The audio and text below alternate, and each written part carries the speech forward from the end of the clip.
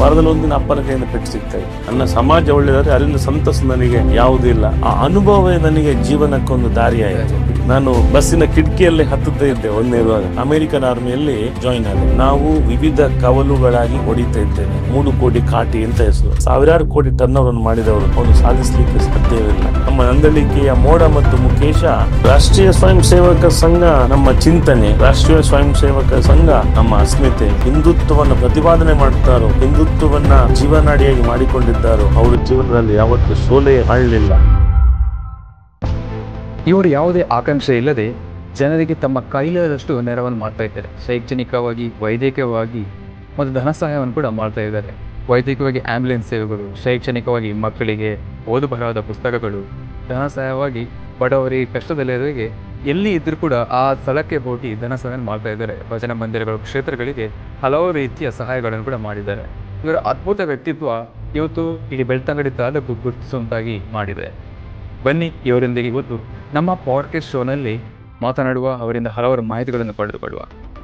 ನಾನು ಮಿಥುನ್ ಜಾನಿಧಿ. ನಮ್ಮ ಜಾನಿಧಿ ಪಾಡ್ಕಾಸ್ಟ್ ಶೋಗೆ ಸ್ವಾಗತ.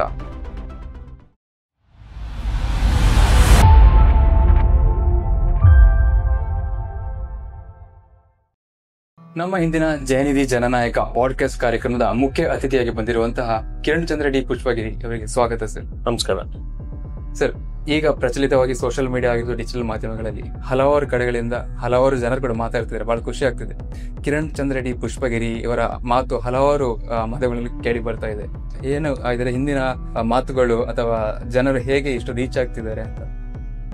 2 ಕಾರಣಗಳಿಗೋಸ್ಕರ. ಒಂದು ಅಮ್ಮನ ಆಶೀರ್ವಾದ, ಇನ್ನೊಂದು ಸಣ್ಣದಿಂದಲೇ ನಾನು ಈ ಸಮಾಜದಲ್ಲಿ ಎಲ್ಲರ ಜೊತೆ ಬೆರೀತಾ ಇದ್ದೆ. ಯಾಕೆಂತ ಹೇಳಿದ್ರೆ ನನ್ನ ವಾಲಿಬಾಲ್ ಆಟದಿಂದಾಗಿ. ಆ 2 ಕಾರಣದಿಂದ ಬರ್ತಾ ಬರ್ತಾ ಆ ನನ್ನ ಆಟದಲ್ಲಿರುವಂತಹ ಜನರ ಜೊತೆ ಒಂದು ಬೆರೆಯುವಂತಹ ಒಂದು ಸಂದರ್ಭ ಹಾಗೂ ಜನರ ಜೊತೆ ಒಂದು ಒಡನಾಟ ಇದ್ದ ಕಾರಣ. ಇನ್ನೊಂದು ಕಾರಣ, ನಾವು ಮನೆಯಲ್ಲಿ ಹೈನುಗಾರಿಕೆಯನ್ನು ಮಾಡ್ತಾ ಇದ್ದೆವು. ಪ್ರತಿನಿತ್ಯ ಬೆಳಗ್ಗೆ ಮತ್ತು ಸಾಯಂಕಾಲ ಹಾಲು ಹಾಕುವಂಥ ಹೈನುಗಾರಿಕೆ ಡೈರಿಗೆ ಹೋಗ್ತಾ ಇದ್ದೆವು. ಅಲ್ಲಿ ಕೂಡ ಜನರ ಒಡನಾಟ ಆಗ್ತಾ ಇತ್ತು. ಮತ್ತೆ ಅಪ್ಪನಿಗೆ ದೇವಸ್ಥಾನದ ವಿಚಾರಗಳಲ್ಲಿ ತುಂಬ ಆಸಕ್ತಿ ಇತ್ತು. ಅವರು ಮಾಡುವಂಥ ಅಪ್ಪ ಕೂಡ ದೊಡ್ಡ ಮಟ್ಟದಲ್ಲ, ಸಣ್ಣ ಮಟ್ಟದಲ್ಲಿ ಸಮಾಜ ಸೇವೆಯನ್ನು ಮಾಡ್ತಾ ಇದ್ರು, ಉದ್ಯೋಗಿಯಾಗಿದ್ದು. ಅವೆಲ್ಲವನ್ನು ನೋಡ್ತಾ ನಾವು ಜನರತ್ತ ಬೆರೀತಾ ಅದರಲ್ಲೊಂದು ಸಂತೋಷದ ಕ್ಷಣ ನನಗೆ ಅದರಲ್ಲಿ ತುಂಬ ಉಲ್ಲಾಸ ಅಥವಾ ಮನಸ್ಸಿಗೆ ಆನಂದ ಅಂತ ಕಾಣ್ತಾ ಇತ್ತು. ಹಾಗೆ ಜನತೆ ಬೆರೀತಾ ಸಮಾಜ ಸೇವೆಗೆ ನಾವು ನಮ್ಮನ್ನು ತೊಡಗಿಸಿಕೊಂಡಿದ್ದೇವೆ. ಯಾವುದೇ ಒಂದು ಉದ್ದೇಶದಿಂದಲ್ಲ, ನನ್ನ ಮನಸ್ಸಿನ ಒಂದು ಭಾವನೆಗೆ, ನನ್ನ ಒಂದು ಸಂತೋಷಕ್ಕೆ ನಾನು ಸಮಾಜ ಸೇವೆಯನ್ನು ಮಾಡ್ತಾ ಬಂದೆ. ಅದು ಈಗ ಬೇರೆ ರೀತಿಯಲ್ಲಿ ಪರಿವರ್ತನೆ ಆಯ್ತು. ಜನಮಾನಸದಲ್ಲಿ ನಮ್ಮನ್ನು ಜನ ಗುರುತಿಸಲಿಕ್ಕೆ ಪ್ರಾರಂಭ ಮಾಡಿದ್ರು. ಯಾವುದೇ ಒಂದು ಕಾರಣಗಳಿಲ್ಲದೆ ಜನರ ಖುಷಿ ಇರಬೇಕು, ಎಲ್ಲರೂ ಒಂದೇ ರೀತಿ ಇರಬೇಕಂತ ಒಂದು ಆಸೆ ಪಟ್ಟಿದ್ದೀರಾ. ಬಹಳ ಉತ್ತಮ ಸರ್. ನಿಮ್ಮ ಬಾಲ್ಯ ದಿನಗಳು ಹೇಗಿತ್ತು? ಅಂದ್ರೆ ನಿಮ್ಮ ಎಜುಕೇಶನ್ ಆಗಿರೋ ತಂದೆಗಳು ಕಷ್ಟಪಟ್ಟೆ ಪಟ್ಟಿರ್ತಾರೆ, ಬಹಳ ಕಷ್ಟ ದಿನಗಳಿದ್ದಿರ್ಬೋದು. ಸೊ ನಿಮ್ಮ ಎಜುಕೇಶನ್ ಹೇಗೆ ಆಯಿತು? ನಾನು ದೂರದ ಬೆಂಗಳೂರಿನಲ್ಲಿ ಹುಟ್ಟಿದ್ದು 1983ರಲ್ಲಿ. ಅಪ್ಪ COD ಆಫೀಸರ್ ಆಗಿದ್ರು, ಪೊಲೀಸ್ ಡಿಪಾರ್ಟ್ಮೆಂಟ್ ಬೆಂಗಳೂರಲ್ಲಿ. ಅಮ್ಮ ಪ್ರಥಮವಾಗಿ ಟೀಚರ್ ಆಗಿದ್ರು. ಅವರಿಗೆ ದೂರದ ಮದ್ದೂರಿನಲ್ಲಿ ಕೆಲಸ, ಪ್ರಥಮವಾಗಿ ಅವರು ಜಾಯಿನ್ ಆದರು ಗೌರ್ಮೆಂಟ್ ಸರ್ವಿಸ್ಗೆ, ಗೌರ್ಮೆಂಟ್ ಟೀಚರ್ ಆಗಿ. ಮಂಡ್ಯದಿಂದ ಮದ್ದೂರಿಗೆ ಪ್ರತಿದಿನ ಅಪ್ ಆ್ಯಂಡ್ ಡೌನ್ ಮಾಡ್ತಾ ಇದ್ರು. ಅಪ್ಪ ಮತ್ತು ಅಮ್ಮ ಇಬ್ಬರು ಬೆಂಗಳೂರಲ್ಲಿ ಉದ್ಯೋಗಕ್ಕೋಸ್ಕರ ಇದ್ದ ಕಾರಣ ನನ್ನ ಜನನ ಆಯಿತು. ಅದರ ನಂತರ ಅಮ್ಮನಿಗೆ ಭಾಳ ಆಸೆ ಇತ್ತು, ಊರಲ್ಲಿ ಒಂದು ಜಾಗ, ಅಜ್ಜಿದ್ದು ಜಾಗ ಇದ್ರೂ ಕೂಡ ನಮ್ಮದೇ ಒಂದು ಸ್ವಂತದ್ದು ಬೇಕು, ಸ್ವಂತಿಕೆ ಬೇಕು ಅನ್ನೋ ನಿಟ್ಟಿನಲ್ಲಿ ನಮ್ಮ ಪುಷ್ಪಗಿರಿ, ಈಗ ನಾವೇನಿದ್ದೇವೋ ಅಲ್ಲಿ 1983 ನಾನು ಹುಟ್ಟಿದ ವರುಷವೇ ಪ್ರಾಪರ್ಟಿನ ಖರೀದಿ ಮಾಡಿದ್ರು. ಖರೀದಿ ಮಾಡಿದ ನಂತರ 1989ರಲ್ಲಿ ನಾವು ಬೆಂಗಳೂರಿಂದ ಊರಿಗೆ ಬಂದೆವು. ಊರಿಗೆ ಬಂದು ಅಮ್ಮ ಸಹ ಟ್ರಾನ್ಸ್ಫರ್ ತಗೊಂಡ್ರು ಅಲ್ಲಿಂದ ಮದ್ದೂರಿನಿಂದ ಊರಿಗೆ. 89ರಲ್ಲಿ ನನ್ನ ಪ್ರಾಥಮಿಕ ಜೀವನ ಪ್ರಾರಂಭ ಆಯಿತು. ಮನೆಯಿಂದ ತುಂಬ ದೂರ ಶಾಲೆ, ಬೆಳ್ತಂಗಡಿ ಚರ್ಚ್ ಹೈಯರ್ ಪ್ರಾಥಮಿಕ ಶಾಲೆಗೆ ಹಾಕಿದ್ರು ನನ್ನ. ಸುಮಾರು 13 ಕಿಲೋಮೀಟರ್ ಇತ್ತು ನಮ್ಮ ಮನೆಯಿಂದ ಶಾಲೆಗೆ. ಸೊ ಬಹಳ ಕಷ್ಟ ಆಗ. ಅಂದರೆ ಮನೆಯಲ್ಲಿ ಸ್ವಲ್ಪ ವ್ಯತ್ಯಾಸಗಳಿತ್ತು. ಯಾಕಂತ ಹೇಳಿದ್ರೆ ಆಗಿನ ನಮ್ಮ ಜೀವನ ಶೈಲಿ ಹಾಗಿತ್ತು. ಅಪ್ಪ ಅಮ್ಮ ಉದ್ಯೋಗದಲ್ಲಿದ್ದರು, ಜಾಗವನ್ನು ಖರೀದಿ ಮಾಡಿ ಕೃಷಿ ಮಾಡುವಂಥ ಸಂದರ್ಭದಲ್ಲಿ ಅನುಭವ ಇಲ್ಲ. ಅದೇ ರೀತಿ ನಮಗೆ ಕಷ್ಟ ಇತ್ತು ಸ್ವಲ್ಪ. ಅದನ್ನು ನನಗೂ ತುಂಬ ದೂರ ಆಗ್ತಿತ್ತು ಹೋಗಿ ಬರಲಿಕ್ಕೆ. ಆದರೂ ನಾನು ಅದು ದೈವಿಕ ಚಿತ್ತವಾಗಿ ನನಗೆ 1ನೇ ತರಗತಿಯಲ್ಲಿ ಇರುವಾಗಲೇ ನನಗೆ 10ನೇ ಕ್ಲಾಸಿನ ಸ್ನೇಹಿತರು ಭಾಳ ಇಷ್ಟಪಡ್ತಿದ್ರು. ಆಗ ಮಂಡ್ಯ ಬಸ್ ಅಂತ ಇತ್ತು. ಮಂಡ್ಯ ಬಸ್ ಅದು ಉಪ್ಪಿನಂಗಡಿಯಿಂದ ಮಂಡ್ಯಕ್ಕೆ ಹೋಗ್ತಿತ್ತು, ಧರ್ಮಸ್ಥಳ ಹೋಗಿ. ಅದು ಬಿಟ್ಟ ನಂತರ ಅದು ಮಿಸ್ ಆದರೆ ಅಂತ ಪುತ್ತೂರು ಪೈರ್ 9 ಗಂಟೆ ಗೌರ್ಮೆಂಟ್ ಬಸ್ಸು, ಅದು ಮಿಸ್ ಆದರೆ 9:45 ನವದುರ್ಗ ಬಸ್ ಇತ್ತು. 3 ಬಸ್ ಇದ್ದದ್ದು ಬೆಳಿಗ್ಗೆ, ಭಾಳ ಕಷ್ಟ ಆಗ್ತಿತ್ತು. ಆದರೂ ನಾವು ನೇತಾಡಿ ನಾನು ಬಸ್ಸಿನ ಕಿಟಕಿಯಲ್ಲೇ ಹತ್ತುತ್ತಾ ಇದ್ದೆ ಒಂದಿರುವಾಗ. ನನ್ನ ಎಲ್ರಿಗೂ ಅಚ್ಚುಮೆಚ್ಚು ಆಗಲಿ, ಭಾಳ ಗುಂಡಕ್ಕೆ ದಪ್ಪಕ್ಕಿದ್ದು ಎಲ್ಲರೂ ನನ್ನ ಇಷ್ಟಪಡ್ತಾ ಇದ್ರು. ಅದು ಕ್ರಮೇಣ ನನ್ನ ಸ್ನೇಹ ಮತ್ತು ಸಹಬಾಳ್ವೆಗೆ ಒಂದು ದಾರಿದೀಪ ಆಯಿತು. ಚಿಕ್ಕ ವಯಸ್ಸಿನಲ್ಲಿ ಎಲ್ಲರಿಗೂ ಅಚ್ಚುಮೆಚ್ಚಾಗಿದ್ದೀರಿ. ಹೌದು. ಅದ ನಂತರ ಹೈಸ್ಕೂಲ್ ಕೂಡ ಅಲ್ಲಿ ಸೈಂಟ್ ಥೆರೇಸಲ್ಲಿ ಮುಗಿಸಿದೆ. PUC ಮೊಡಂತ್ಯಾರಲ್ಲಿ ಮಾಡಿದೆ. ಡಿಗ್ರಿಯನ್ನು ಸೈಂಟ್ ಫಿಲೋಮಿನಾ ಕಾಲೇಜಲ್ಲಿ ಮಾಡಿದೆ. ನಾವು ಕೇಳಪಟ್ಟಿರೋ ಪ್ರಕಾರ ನಿಮಗೆ ಹಸು, ದನ, ಆಕಳು ಅಂದ್ರೆ ಬಹಳ ಪ್ರೀತಿ ಅಂತ. ಹೌದು. ಹೇಗೆ ಇಲ್ಲ ಅಂದ್ರೆ ನಾವು ಕೃಷಿಕರು, ನಾವು ಕೃಷಿಯನ್ನ ಅವಲಂಬಿತವಾಗಿರುವಂತಹ ಕುಟುಂಬ. ಒಕ್ಕಲಿಗ ಸಮುದಾಯದಲ್ಲಿ ಹುಟ್ಟಿದ್ದು ಅದೊಂದು ಪುಣ್ಯ ಅಂತ ಹೇಳ್ತೇವೆ. ಯಾಕಂದ್ರೆ ನನ್ನ ಅಜ್ಜ ಸಹ ಒಳ್ಳೆ ಕೃಷಿಕ. ದೂರದ ಇಚ್ಚೂರು ಬಾಲಸುಬ್ರಹ್ಮಣ್ಯ ದೇವಸ್ಥಾನ ಉರುವಾಲ್ಪದದಲ್ಲಿ ಅಜ್ಜನ ವಾಸ್ತವ್ಯ. ನಾವು ಮೂಲತಃ ವಿಟ್ಲದ ಮುಂದೂರು. ಒತ್ತೆ ಸರ್ ನಮ್ಮ ತರವಾಡ ಮನೆ ಇದೆ. ಅಲ್ಲಿಂದ ಅಜ್ಜ ಉದ್ಯೋಗವನ್ನು ಹರಿಸಿ ಈ ಕಡೆ ಬಂದು ಜಾಗ ಒಂದು ಗೇಣಿ ಪದ್ಧತಿಯಿಂದ, ಇಂದಿರಾ ಗಾಂಧಿ ಅವರ ಗೇಣಿ ಪದ್ಧತಿಯಿಂದ ನಮ್ಮ ಅಜ್ಜನಿಗೆ ಅಲ್ಲಿ ಜಾಗ ಎಲ್ಲ ಆಯಿತು. ಮುಂಚೆ ಒಂದು ಜಾಗ ಹೊಟ್ಟೆಪಾಡಿಗೋಸ್ಕರ ಬಂದವರು. ಅದ್ರ ನಂತರ ಮನೆಯಲ್ಲಿ ದನ ಸಾಕ್ತಾ ಇದ್ರು. ಯಾಕೆ ನನಗೆ ಪ್ರತಿ ರಜೆಯಲ್ಲಿ, ನಾವೀಗ ಬೆಂಗಳೂರಿದ್ದ ಕಾರಣ ಪ್ರತಿ ರಜೆಯಲ್ಲಿ ಅಪ್ಪ ಅಮ್ಮ ನನ್ನ ಅಜ್ಜಿ ಮನೇಲಿ ಬಿಡ್ತಾ ಇದ್ರು. ಚಿಕ್ಕಪ್ಪ ಒಬ್ರು ಎಲ್ಲ ಚಿಕ್ಕಪ್ಪಂದಿರು ಉದ್ಯೋಗದಲ್ಲಿದ್ದರು. ಒಬ್ಬರೇ ಅಪ್ಪನ ಪ್ರಥಮ ತಮ್ಮ ಊರಲ್ಲೇ ಇದ್ದು ಕೃಷಿ ಮಾಡ್ತಾ ಇದ್ರು. ಹಾಗೆ ಅವ್ರ ಜೊತೆಗೆ ದನ ಆಕಳು, ಅವ್ರ ಗದ್ದೆ ಇತ್ತು. ಆಕಳು ಗದ್ದೆ ಉಳುವಾಗಲಿ ಅವ್ರ ಜೊತೆ ಹಲಗೆಯಲ್ಲಿ ಕೂತ್ಕೊಳ್ಳೋದು, ಮತ್ತೆ ನೇಜಿ ನಡುವ ಸಂದರ್ಭ ಇರ್ಬೋದು, ಮತ್ತು ಅವ್ರ ಬೆಳಗ್ಗೆ ಹಾಲು ಕರೆಯೋ ಸಂದರ್ಭ ಇರ್ಬೋದು. ಸೊ ನೋಡ್ತಾ ನನ್ನನ್ನು ಆ ಒಂದು ದನದ ಕೊಟ್ಟಿಗೆಯ ಇದರಲ್ಲೇ ನಿಲ್ಲಿಸಿದ ಊಟ ಮಾಡಿಸ್ತಾ ಇದ್ರು. ಹಾಗಾಗಿ ಆ ಪ್ರೇಮ ನನಗೆ ನಂಟು, ಒಂದು ದನದ ಜೊತೆ ಒಳ್ಳೆ ಬಾಂಧವ್ಯ ಬಂತು ಗೋಮಾತೆ ಜೊತೆಗೆ. ಈಗಿನ ಜನರೇಷನ್ಗಳಲ್ಲಿ ಹಲವಾರು ಮನೆಗಳಲ್ಲಿ ದನ ಇರುವಂತದ್ದು ಕಡಿಮೆ, ಮತ್ತೆ ಗದ್ದೆ ಉಳು ಮಾಡಿದ್ರೆ ಟಿಲ್ಲರ್, ಟ್ರ್ಯಾಕ್ಟರ್ ಅದರ ತಗೊಳ್ಬೋದು. ಹೌದು. ದನದ ಓಡಾಟ ಕೂಡ ಕಡಿಮೆ ಆಗ್ತಾ ಇದೆ ಈಗಿನಲ್ಲಿ. ಸೊ ಆ ಮಾತಿಗೆ ಏನ್ ಹೇಳೋದಕ್ಕೆ ಇಷ್ಟಪಡ್ತೀನಿ ಅಂದ್ರೆ, ಈಗಿನ ಮಕ್ಕಳು ಹೇಗೆ ಪ್ರಾಣಿಗಳೊಂದಿಗೆ, ಅದರಲ್ಲೂ ಉತ್ತಮವಾಗಿ ದನಗಳೊಂದಿಗೆ ಹೇಗೆ ಆ ಒಂದು ಬಾಂಧವ್ಯ ಉಳಿಸ್ಕೊಳ್ಬೇಕು? ಈಗ ಕೃಷಿ ಚಟುವಟಿಕೆಗಳು ನಿತ್ಯ ನಿರಂತರ ನಡೀತಾ ಇದೆ.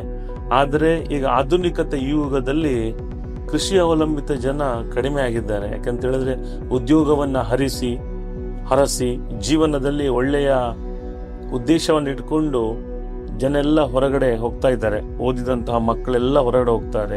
ಯಾಕಂದ್ರೆ ಅದೊಂದು ಒಳ್ಳೆಯ ವಿಚಾರ ಕೂಡ. ಅದೇ ರೀತಿ ನಮ್ಮ ಅಪ್ಪ ಅಮ್ಮ ಮಾಡಿದ್ದು ಅಥವಾ ಅಜ್ಜಿ ಮಾಡಿದಂಥ ಆಸ್ತಿಯನ್ನ ನಾವು ಉಳಿಸಿಕೊಳ್ಳೋ ನಿಟ್ಟಿನಲ್ಲಿ ಹೈನುಗಾರಿಕೆ ಅಥವಾ ಯಾವುದೇ ಒಂದು ಕೃಷಿ ಚಟುವಟಿಕೆ ಕಡಿಮೆಯಾಗಿದೆ, ನಿತ್ಯ ನಿರಂತರ. ಯಾಕಂತ ಹೇಳಿದ್ರೆ ಅದಕ್ಕೆ ಸರಿಯಾದ ಬೆಲೆ ಸಿಗ್ತಾ ಇಲ್ಲ. ಕೃಷಿಕರು ಏನೇ ಮಾಡಲಿ, ಹೈನುಗಾರಿಕೆ ಇರಲಿ ಅಥವಾ ಅಡಿಕೆ ಇರಲಿ, ರಬ್ಬರ್ ಇರಲಿ, ತೆಂಗು ಇರಲಿ, ಪೆಪ್ಪರ್ ಇರಲಿ, ಈ ಭಾಗದಲ್ಲಿ ಏನೆಲ್ಲ ಕೃಷಿ ಚಟುವಟಿಕೆಗಳು ಇದೆಯೋ ಅದಕ್ಕೆಲ್ಲ ಉತ್ತಮವಾದ ಬೆಲೆ ಸಿಗ್ತಾ ಇಲ್ಲ.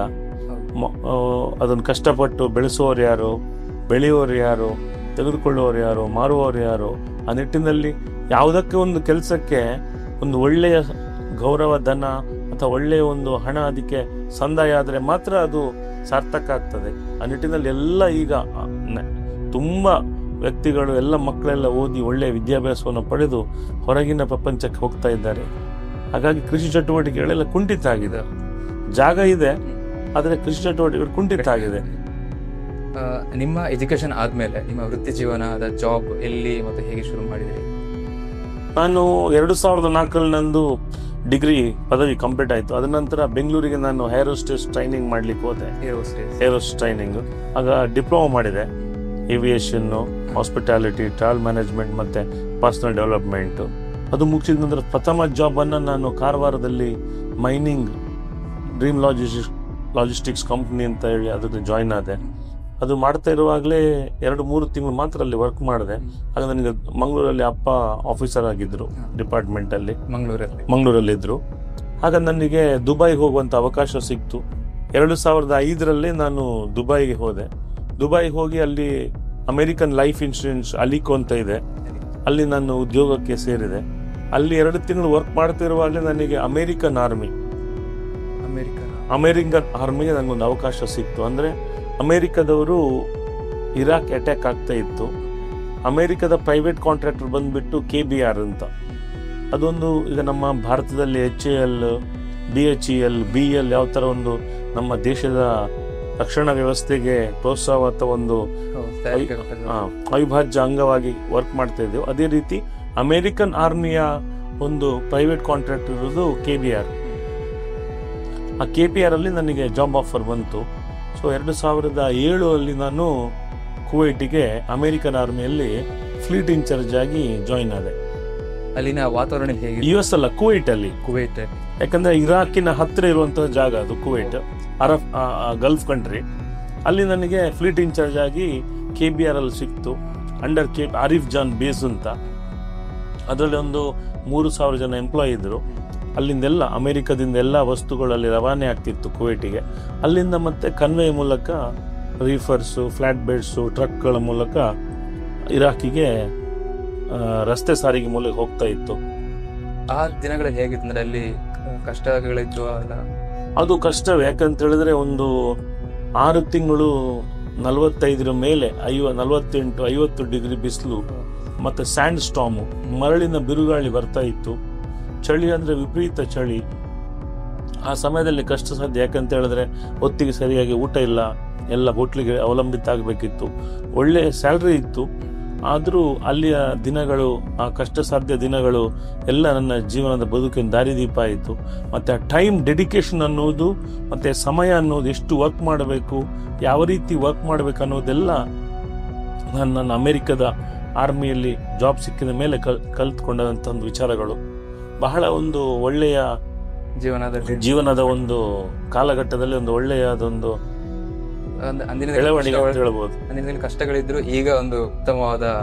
ಹೌದು, ಅಲ್ಲಿಯ ಕಷ್ಟ ನೋಡಿದ್ರೆ ಇಲ್ಲಿ ಯಾರು, ಯಾಕಂತ ಹೇಳಿದ್ರೆ ಸೈನಿಕರು ಯಾವ ರೀತಿ ನಮ್ಮ ಗಡಿಯನ್ನ ಕಾಯ್ತಾರೋ, ದೇಶದ ಎಲ್ಲವನ್ನ, ಮನೆ ಮಠ ಮನೆಯವ್ರನ್ನೆಲ್ಲ ಬಿಟ್ಟು ಯಾವ ರೀತಿ ಒಂದು ಕಷ್ಟ ಅನುಭವಿಸ್ತು, ಅದೇ ರೀತಿಯ ಕಷ್ಟ ಅಲ್ಲಿ. ಅದೇ ರೀತಿ ಒಂದು ಗ್ಲಾಸ್ ನೀರು ಕುಡಿಲಿಕ್ಕೂ 2 ಕಿಲೋಮೀಟರ್ ನಡಿಬೇಕಂತ ಪರಿಸ್ಥಿತಿ. ಆರಿಫ್ ಜಾನ್ ಬೇಸ್ ಅಂತ ಇತ್ತು, ಸಾಧಾರಣ ಒಂದು 150-200 ಎಕರೆಯಲ್ಲಿತ್ತು ಅದು. ಒಂದು ಕಡೆ ನಡ್ಕೊಂಡೇ ಬರಬೇಕಿತ್ತು. ಯಾಕಂತ ಹೇಳಿದ್ರೆ ಅಷ್ಟು ಟೈಟ್ ಸೆಕ್ಯೂರಿಟಿ ಇತ್ತು ಅಲ್ಲಿ. ಎಲ್ಲರೂ ಯಾರು ಒಳಗೆ ಬಿಡುವಂತ ಇಲ್ಲ, ಅದು ಯಾರು ಅಲ್ಲಿ ಉದ್ಯೋಗಿಗಳಿದ್ರು ಅವ್ರನ್ನ ಮಾತ್ರ ಒಳಗೆ ID ಕಾರ್ಡ್. ಹೌದೌದು. ಮತ್ತೆ ನೀರು ಕೂಡ ನಾವು ಕ್ಯಾರಿ ಮಾಡಿಕ್ಕಿರ್ಲಿಲ್ಲ ಅಷ್ಟು. ಯಾಕಂದ್ರೆ ಎಲ್ಲ ಅಮೆರಿಕದ ಆರ್ಮಿಯಲ್ಲಿ ಬರ್ತಾ ಇತ್ತು, ಹೋಗ್ತಾ ಇತ್ತು ಕನ್ವೇಸ್ ಎಲ್ಲ. ಹಾಗೆ ಬಹಳ ಒಂದು ಒಳ್ಳೆ ಅನುಭವ. 12 ಗಂಟೆ ಡ್ಯೂಟಿ, ಬೆಳಗ್ಗೆ 8 ಗಂಟೆಯಿಂದ ಸಾಯಂಕಾಲ 8 ಗಂಟೆವರೆಗೆ ಡ್ಯೂಟಿ. ಮತ್ತು ಅಲ್ಲಿಂದನೇ ಬಸ್ಸಲ್ಲಿ ಬಂದು ನಮ್ಮನ್ನು ಪಿಕಪ್ ಮಾಡಿ ಡ್ರಾಪ್ ಮಾಡ್ತಾ ಇದ್ರು. ಬಂದಮೇಲೆ ಊಟಕ್ಕೆ ಹೋಟೆಲಿಗೆ ಹೋಗ್ತಾ ಇತ್ತು. ಸರಿಯಾದ ಊಟ ಇರಲಿಲ್ಲ, ಅಂದೆಲ್ಲ ಹೋಟೆಲನ್ನು ಅವಲಂಬಿತ ಆಗಬೇಕಿತ್ತು, ಯಾಕಂದ್ರೆ ಸಮಯ ಸಿಗ್ತಾ ಇರಲಿಲ್ಲ. ನಂತರ ಅಲ್ಲಿಂದ 2009 ಫೆಬ್ರವರಿ 5ಕ್ಕೆ ನಾನು ಜಾಬನ್ನು ರಿಸೈನ್ ಮಾಡಿದೆ. ಯಾಕಂತ ಹೇಳಿದ್ರೆ ಅಲ್ಲಿ ಅಮೆರಿಕದ ಆರ್ಮಿಯವರೆಲ್ಲ ವಿಡ್ರಾಲ್ ಮಾಡ್ತಾ ಇದ್ರು ಇರಾಕಿಂದ. ಸೊ ನನಗೆ ಅಫ್ಘಾನಿಸ್ತಾನಕ್ಕೆ ಹೋಗ್ಬೇಕನ್ನುವಂತ ಒಂದು ಆಫರ್ ಬಂತು.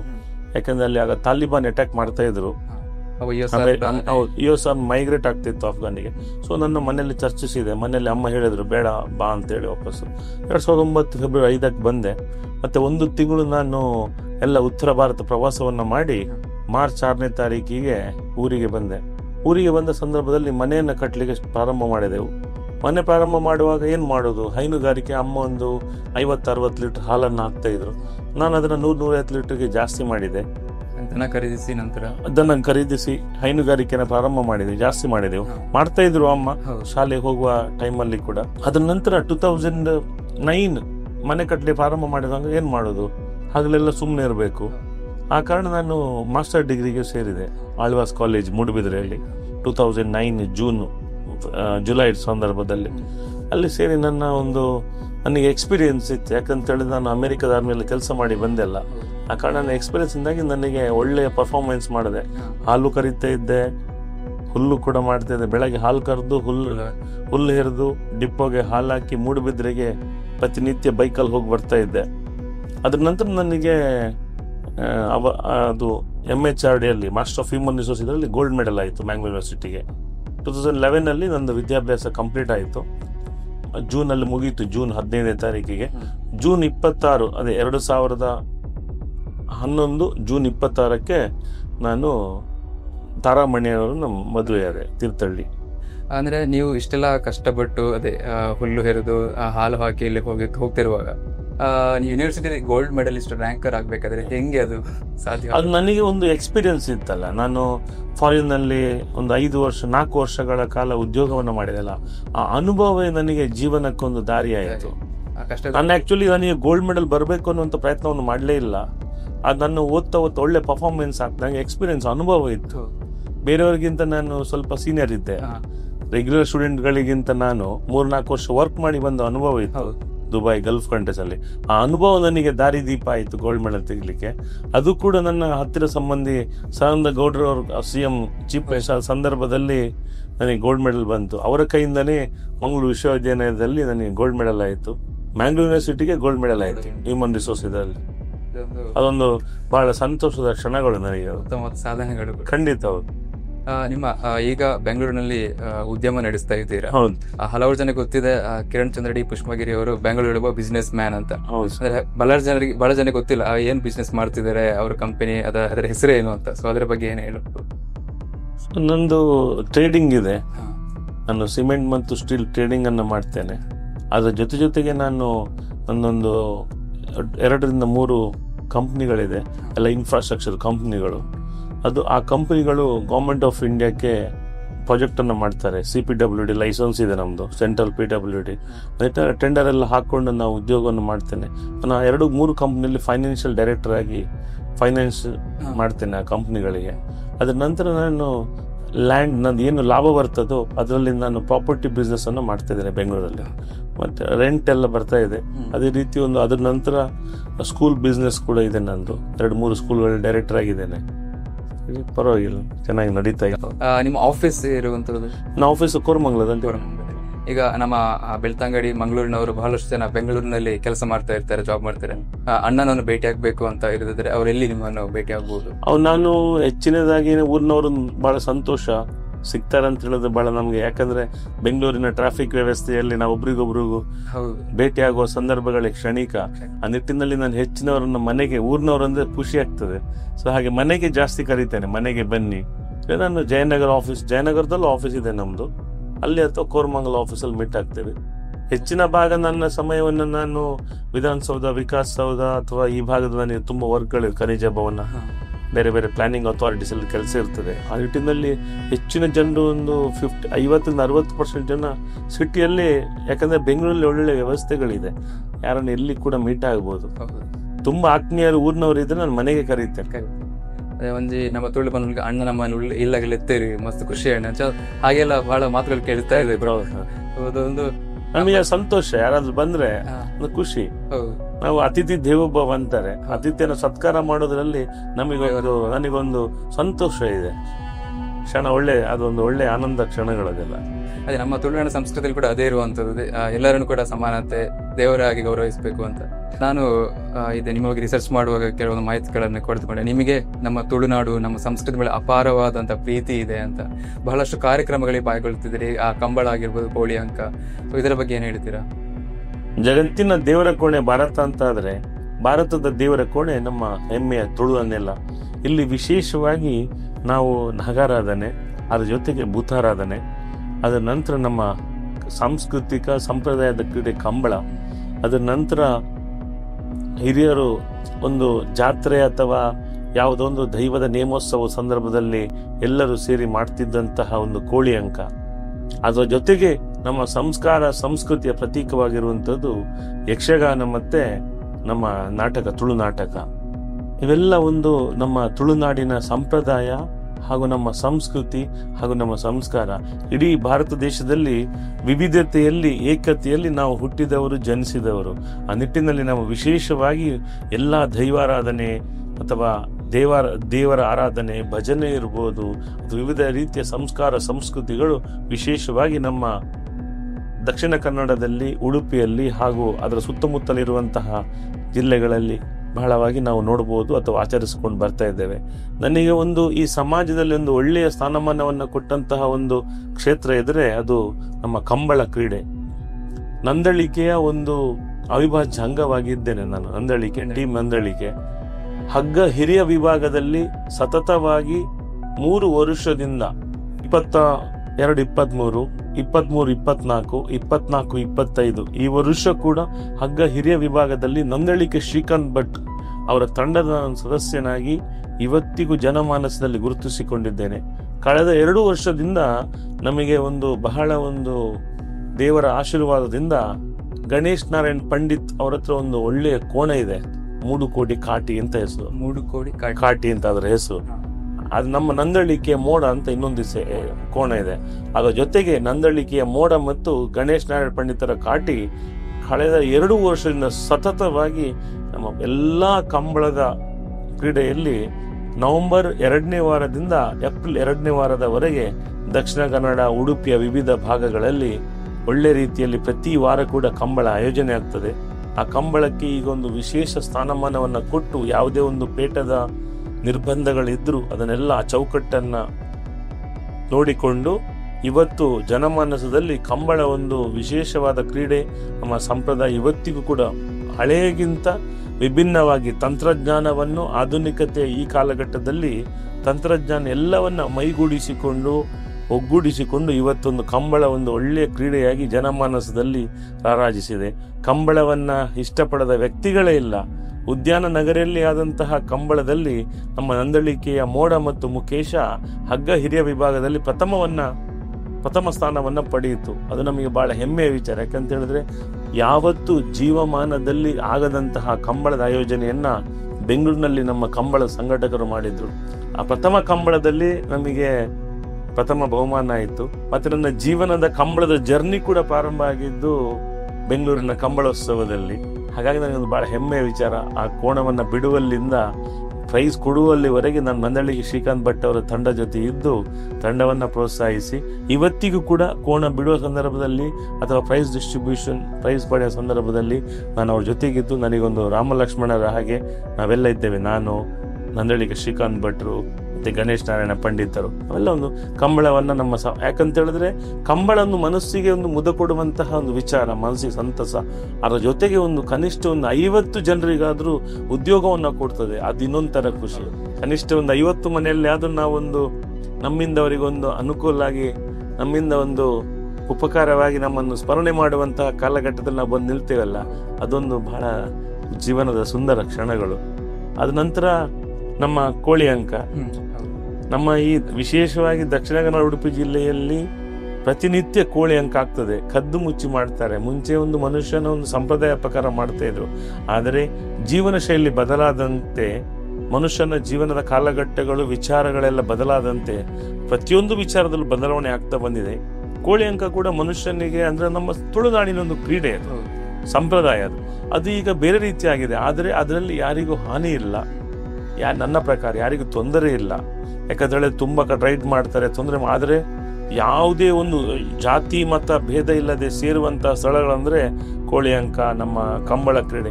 ಅಲ್ಲಿ ನಿಮ್ಗೆ ಎಷ್ಟೇ ವ್ಯವಹಾರ ನಡೆದ್ರು ಒಂದೇ ಮನಸ್ತಾಪ ಇಲ್ಲ, ಬಹಳ ಅಚ್ಚುಕಟ್ಟಾಗಿ ನಡೀತದೆ. ಯಾವುದೇ ತಂಟೆ ತಕರಾದೆ ಅದನ್ನೆಲ್ಲ ಈಗಿನ ಸಂದರ್ಭಗಳಲ್ಲಿ ನಮ್ಮ ಪೊಲೀಸ್ ಡಿಪಾರ್ಟ್ಮೆಂಟ್ ಇರ್ಬೋದು ಅಥವಾ ಸರ್ಕಾರ ನಿಲ್ಲಿಸುವುದು, ಅದಕ್ಕೆ ದೌರ್ಜನ್ಯ ಮಾಡುವಂಥದ್ದು ನಾನು ಅದನ್ನು ಸಹಿಸುವುದಿಲ್ಲ. ನನಗದು ಸಂತೋಷದ ಕ್ಷಣಗಳಲ್ಲ, ಅದು ಮನಸ್ಸಿಗೆ ಬೇಸರ. ಕೋಳಿ ಅಂಕ ಅಂದ್ರೆ ಅದೊಂದು ಉದ್ಯೋಗವಾಗಿ ಎಷ್ಟೋ ಜನ ಅದನ್ನು ಉದ್ಯೋಗವಾಗಿ ಹರಿಸ್ಕೊಂಡಿದ್ದಾರೆ. ಪ್ರತಿನಿತ್ಯ ಕೋಳಿ ಅಂಕಕ್ಕೆ ಹೋಗ್ತಾರೆ. ಅದೇ ರೀತಿ ನಮ್ಮ ಯಕ್ಷಗಾನ ಇರ್ಬೋದು, ಅದು ನಮ್ಮ ಕಲೆ.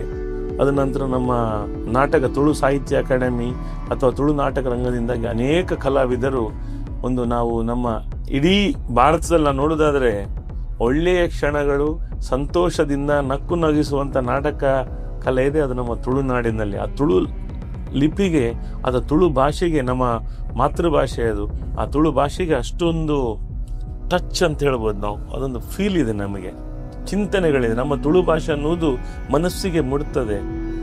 ಗೌರವ, ಒಳ್ಳೆಯ ಸ್ಥಾನಮಾನ, ಎಲ್ಲರನ್ನು ಗೌರವಿಸುವಂತಹ ಏಕೈಕ ಭಾಷೆ ನಮ್ಮ ತುಳು ಭಾಷೆ.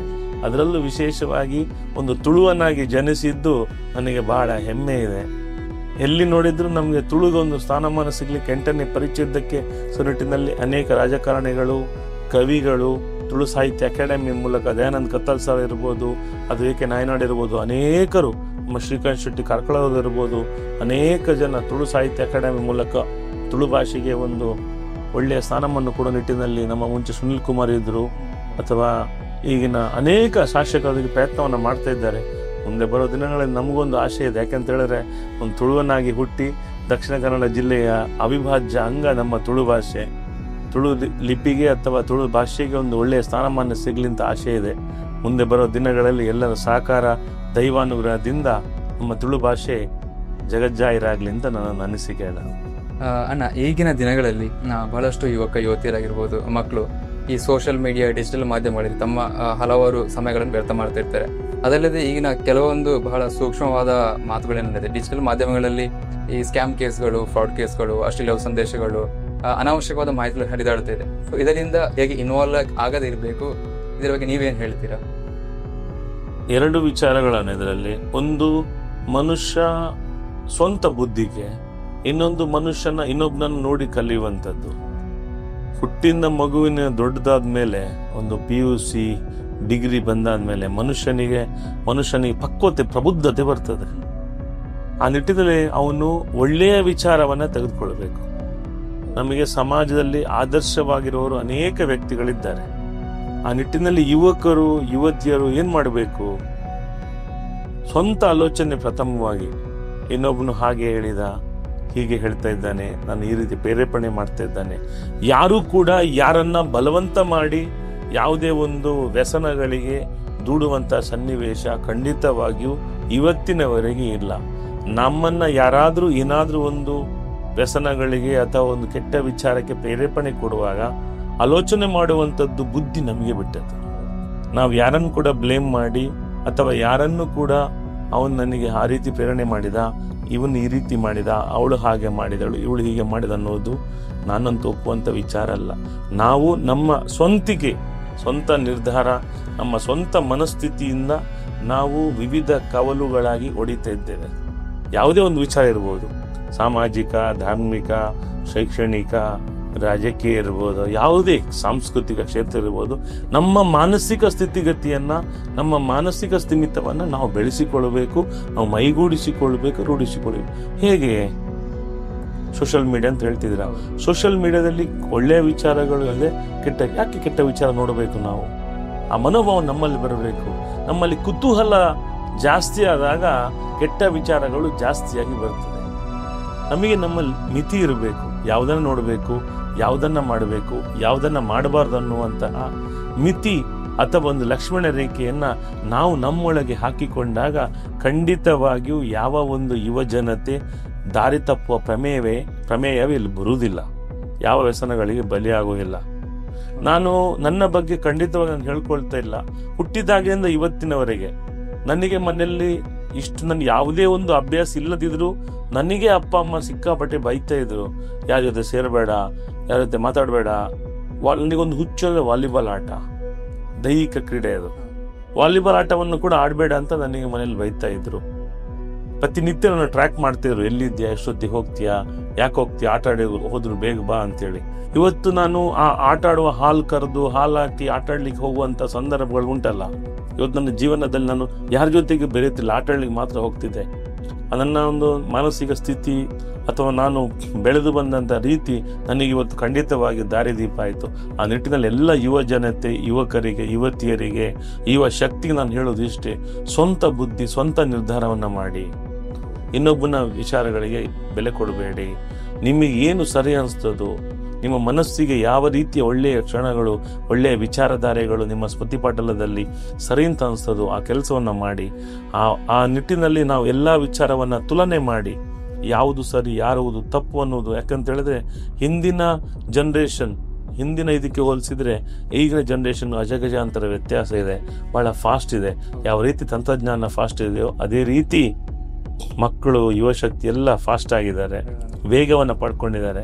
ಆ ನಿಟ್ಟಿನಲ್ಲಿ ಎಲ್ಲರೂ ಯುವಕ ಯುವತಿಯರೆಲ್ಲ ಬಹಳ ಜಾಗರೂಕರಾಗಿ ಯಾವ ವಿಚಾರವನ್ನ ಬೇಕು, ಯಾವ ವಿಚಾರವನ್ನು ಬೇಡ ಅವರವರು ನಿರ್ಧಾರ ಮಾಡಿದ್ರೆ ಉತ್ತಮ. ಇನ್ನೊಬ್ರು ಹೇಳಿದ್ರೆ ಅದನ್ನ ಯಾರು ಕೇಳುವಂತ ಮಾನಸಿಕ ಸ್ಥಿತಿಯೂ ಇಲ್ಲ, ಮನಸ್ಥಿತಿ ಇಲ್ಲ. ಆ ನಿಟ್ಟಿನಲ್ಲಿ ಯುವ ಜನತೆ ಸೋಷಿಯಲ್ ಮೀಡಿಯಾ ಯಾವ ರೀತಿ ಎರಡು ಪಾಸಿಟಿವ್ ಇದೆ. ಒಂದು, ಸಂವಹನ ವ್ಯವಸ್ಥೆ ಯಾವ ತರ ಅಂತ ಹೇಳಿದ್ರೆ, ಇವತ್ತಿನ ಕಾಲಘಟ್ಟದಲ್ಲಿ ನೀವು ಯಾರನ್ನ ಬೇಗ ರೀಚ್ ಆಗ್ಲಿಕ್ಕೆ ಆಗುವಂತ ಒಂದು ಕಾಲಘಟ್ಟ ಇತ್ತು. ಆದ್ರೆ ಇವತ್ತಿನ ದಿನಗಳಲ್ಲಿ ಸಂವಹನ ವ್ಯವಸ್ಥೆಯಿಂದಾಗಿ ಕಮ್ಯುನಿಕೇಶನ್ ಈಸಿ ಆಗಿದೆ. ಆಯ್ತಾ. ನಾವು ಯಾವ ವಿಚಾರ ಬೇಕೋ ಅದನ್ನ ನೋಡಬೇಕು, ಯಾವ ವಿಚಾರ ಬೇಡೋ ನಾವು ನೋಡಬಾರ್ದು. ಎಲ್ಲ ಇರ್ಬೋದು, ನಮ್ಮ ಹಿಂದೂ ಸಂಸ್ಕಾರ, ಸಂಸ್ಕೃತಿ, ದೇಶದ ಆಗು ಹೋಗುಗಳು, ಪ್ರತಿಯೊಂದು ವಿಚಾರಗಳು ಕೂಡ ಸೋಷಿಯಲ್ ಮೀಡಿಯಾದಲ್ಲಿ ನಮಗೆ ಸಿಗ್ತದೆ. ಕುಳಿತಲ್ಲಿ ಅಡುಗೆ ಮಾಡುವುದರಿಂದ ಹಿಡಿದು ಊಟ ಮಾಡುವವರೆಗಿಂದ ಹಿಡಿದು ಪ್ರತಿಯೊಂದು ಎ ಇಂದ ಝೆಡ್ ವರೆಗೆ, ಅಮಹಾದಿಂದ ಅಹಾವರೆಗೆ ಪ್ರತಿಯೊಂದು ನಮಗೆ ಸೋಷಿಯಲ್ ಮೀಡಿಯಾದಲ್ಲಿ ಸಿಗ್ತಾ ಇದೆ. ಆ ನಿಟ್ಟಿನಲ್ಲಿ ತಂತ್ರಜ್ಞಾನ ಬೆಳೆಯುವ ನಿಟ್ಟಿನಲ್ಲಿ ಎಲ್ಲ ಯುವಜನತೆ ಜಾಗರೂಕರಾಗಿ ಅವರನ್ನು ಅವರು ಜಾಗೃತ ಮಾಡಿದ್ರೆ ಖಂಡಿತವಾಗಿಯೂ ನಮ್ಮ ಹೆಮ್ಮೆಯ ಭಾರತ ಮುಂದೊಂದಿನ ವಿಶ್ವಗುರು ಆಗ್ತದೆ ಯುವಶಕ್ತಿಯಿಂದ.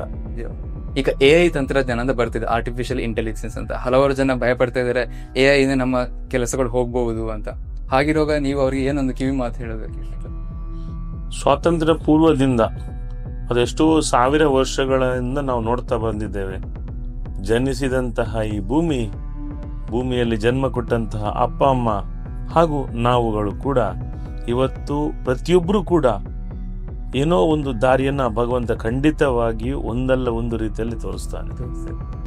ನಾವು ಪೂಜೆ ಮಾಡುವಂತಹ ಮರ, ಗಿಡ, ಗಾಳಿ, ಬೆಳಕು, ನೀರು, ಈ ಪರಿಸರದಲ್ಲಿ ಆ ಭಗವಂತ ಒಳ್ಳೆಯ ಮನಸ್ಸಿಗೆ ಒಂದಲ್ಲ ಒಂದು ರೀತಿಯಲ್ಲಿ ದಾರಿದೀಪವನ್ನು ಕಲ್ಪಿಸಿದ್ದಾನೆ ನಮಗೆ. ಒಂದು 10 ವರ್ಷಗಳ ಹಿಂದೆ, 15 ವರ್ಷಗಳ ಹಿಂದೆ ನಾವು ನೋಡಬಹುದು, ಮೊಬೈಲ್ ತಂತ್ರಜ್ಞಾನ ಇರಲಿಲ್ಲ. 15 ವರ್ಷ ಇತ್ತು, ದೂರವಾಣಿ ನಾವು ಲ್ಯಾಂಡ್ಲೈನ್ ಅಲ್ಲಿ ಮಾತಾಡ್ತಿದ್ದೆವು. ಅದ್ರ ನಂತರ ಈಗ ಮೊಬೈಲ್ ವ್ಯವಸ್ಥೆ 15 ವರ್ಷದಿಂದ ಬಹಳ ಪ್ರಾಕ್ಟಿಕಲ್ ಆಗಿ ಬರ್ತಾ ಇದೆ. ಅದರಲ್ಲೂ ವಿವಿಧತೆಯಲ್ಲಿ ಬೇರೆ ಬೇರೆ ರೀತಿಯಲ್ಲಿ ಭಿನ್ನತೆ ಇದೆ. ಮೊಬೈಲ್ ತಂತ್ರಜ್ಞಾನವನ್ನು ತಗೊಂಡು ಎಷ್ಟು ಜನರಿಗೆ ಉದ್ಯೋಗ ಆಗ್ಲಿಲ್ಲ ಮೊಬೈಲ್ ಇಂಡಸ್ಟ್ರಿಯಿಂದಾಗಿ, ತುಂಬಾ ಜನರಿಗೆ ಉದ್ಯೋಗ. ಅದೇ ರೀತಿಯಲ್ಲಿ AI ತಂತ್ರಜ್ಞಾನ ಬರಲಿ, ಯಾವುದೇ ಬರಲಿ, ನಮಗೆ ಒಂದಲ್ಲ ಒಂದು ರೀತಿಯಲ್ಲಿ ಅವಕಾಶಗಳು ಈ ಭೂಮಿಯಲ್ಲಿ ಖಂಡಿತವಾಗಿದೆ.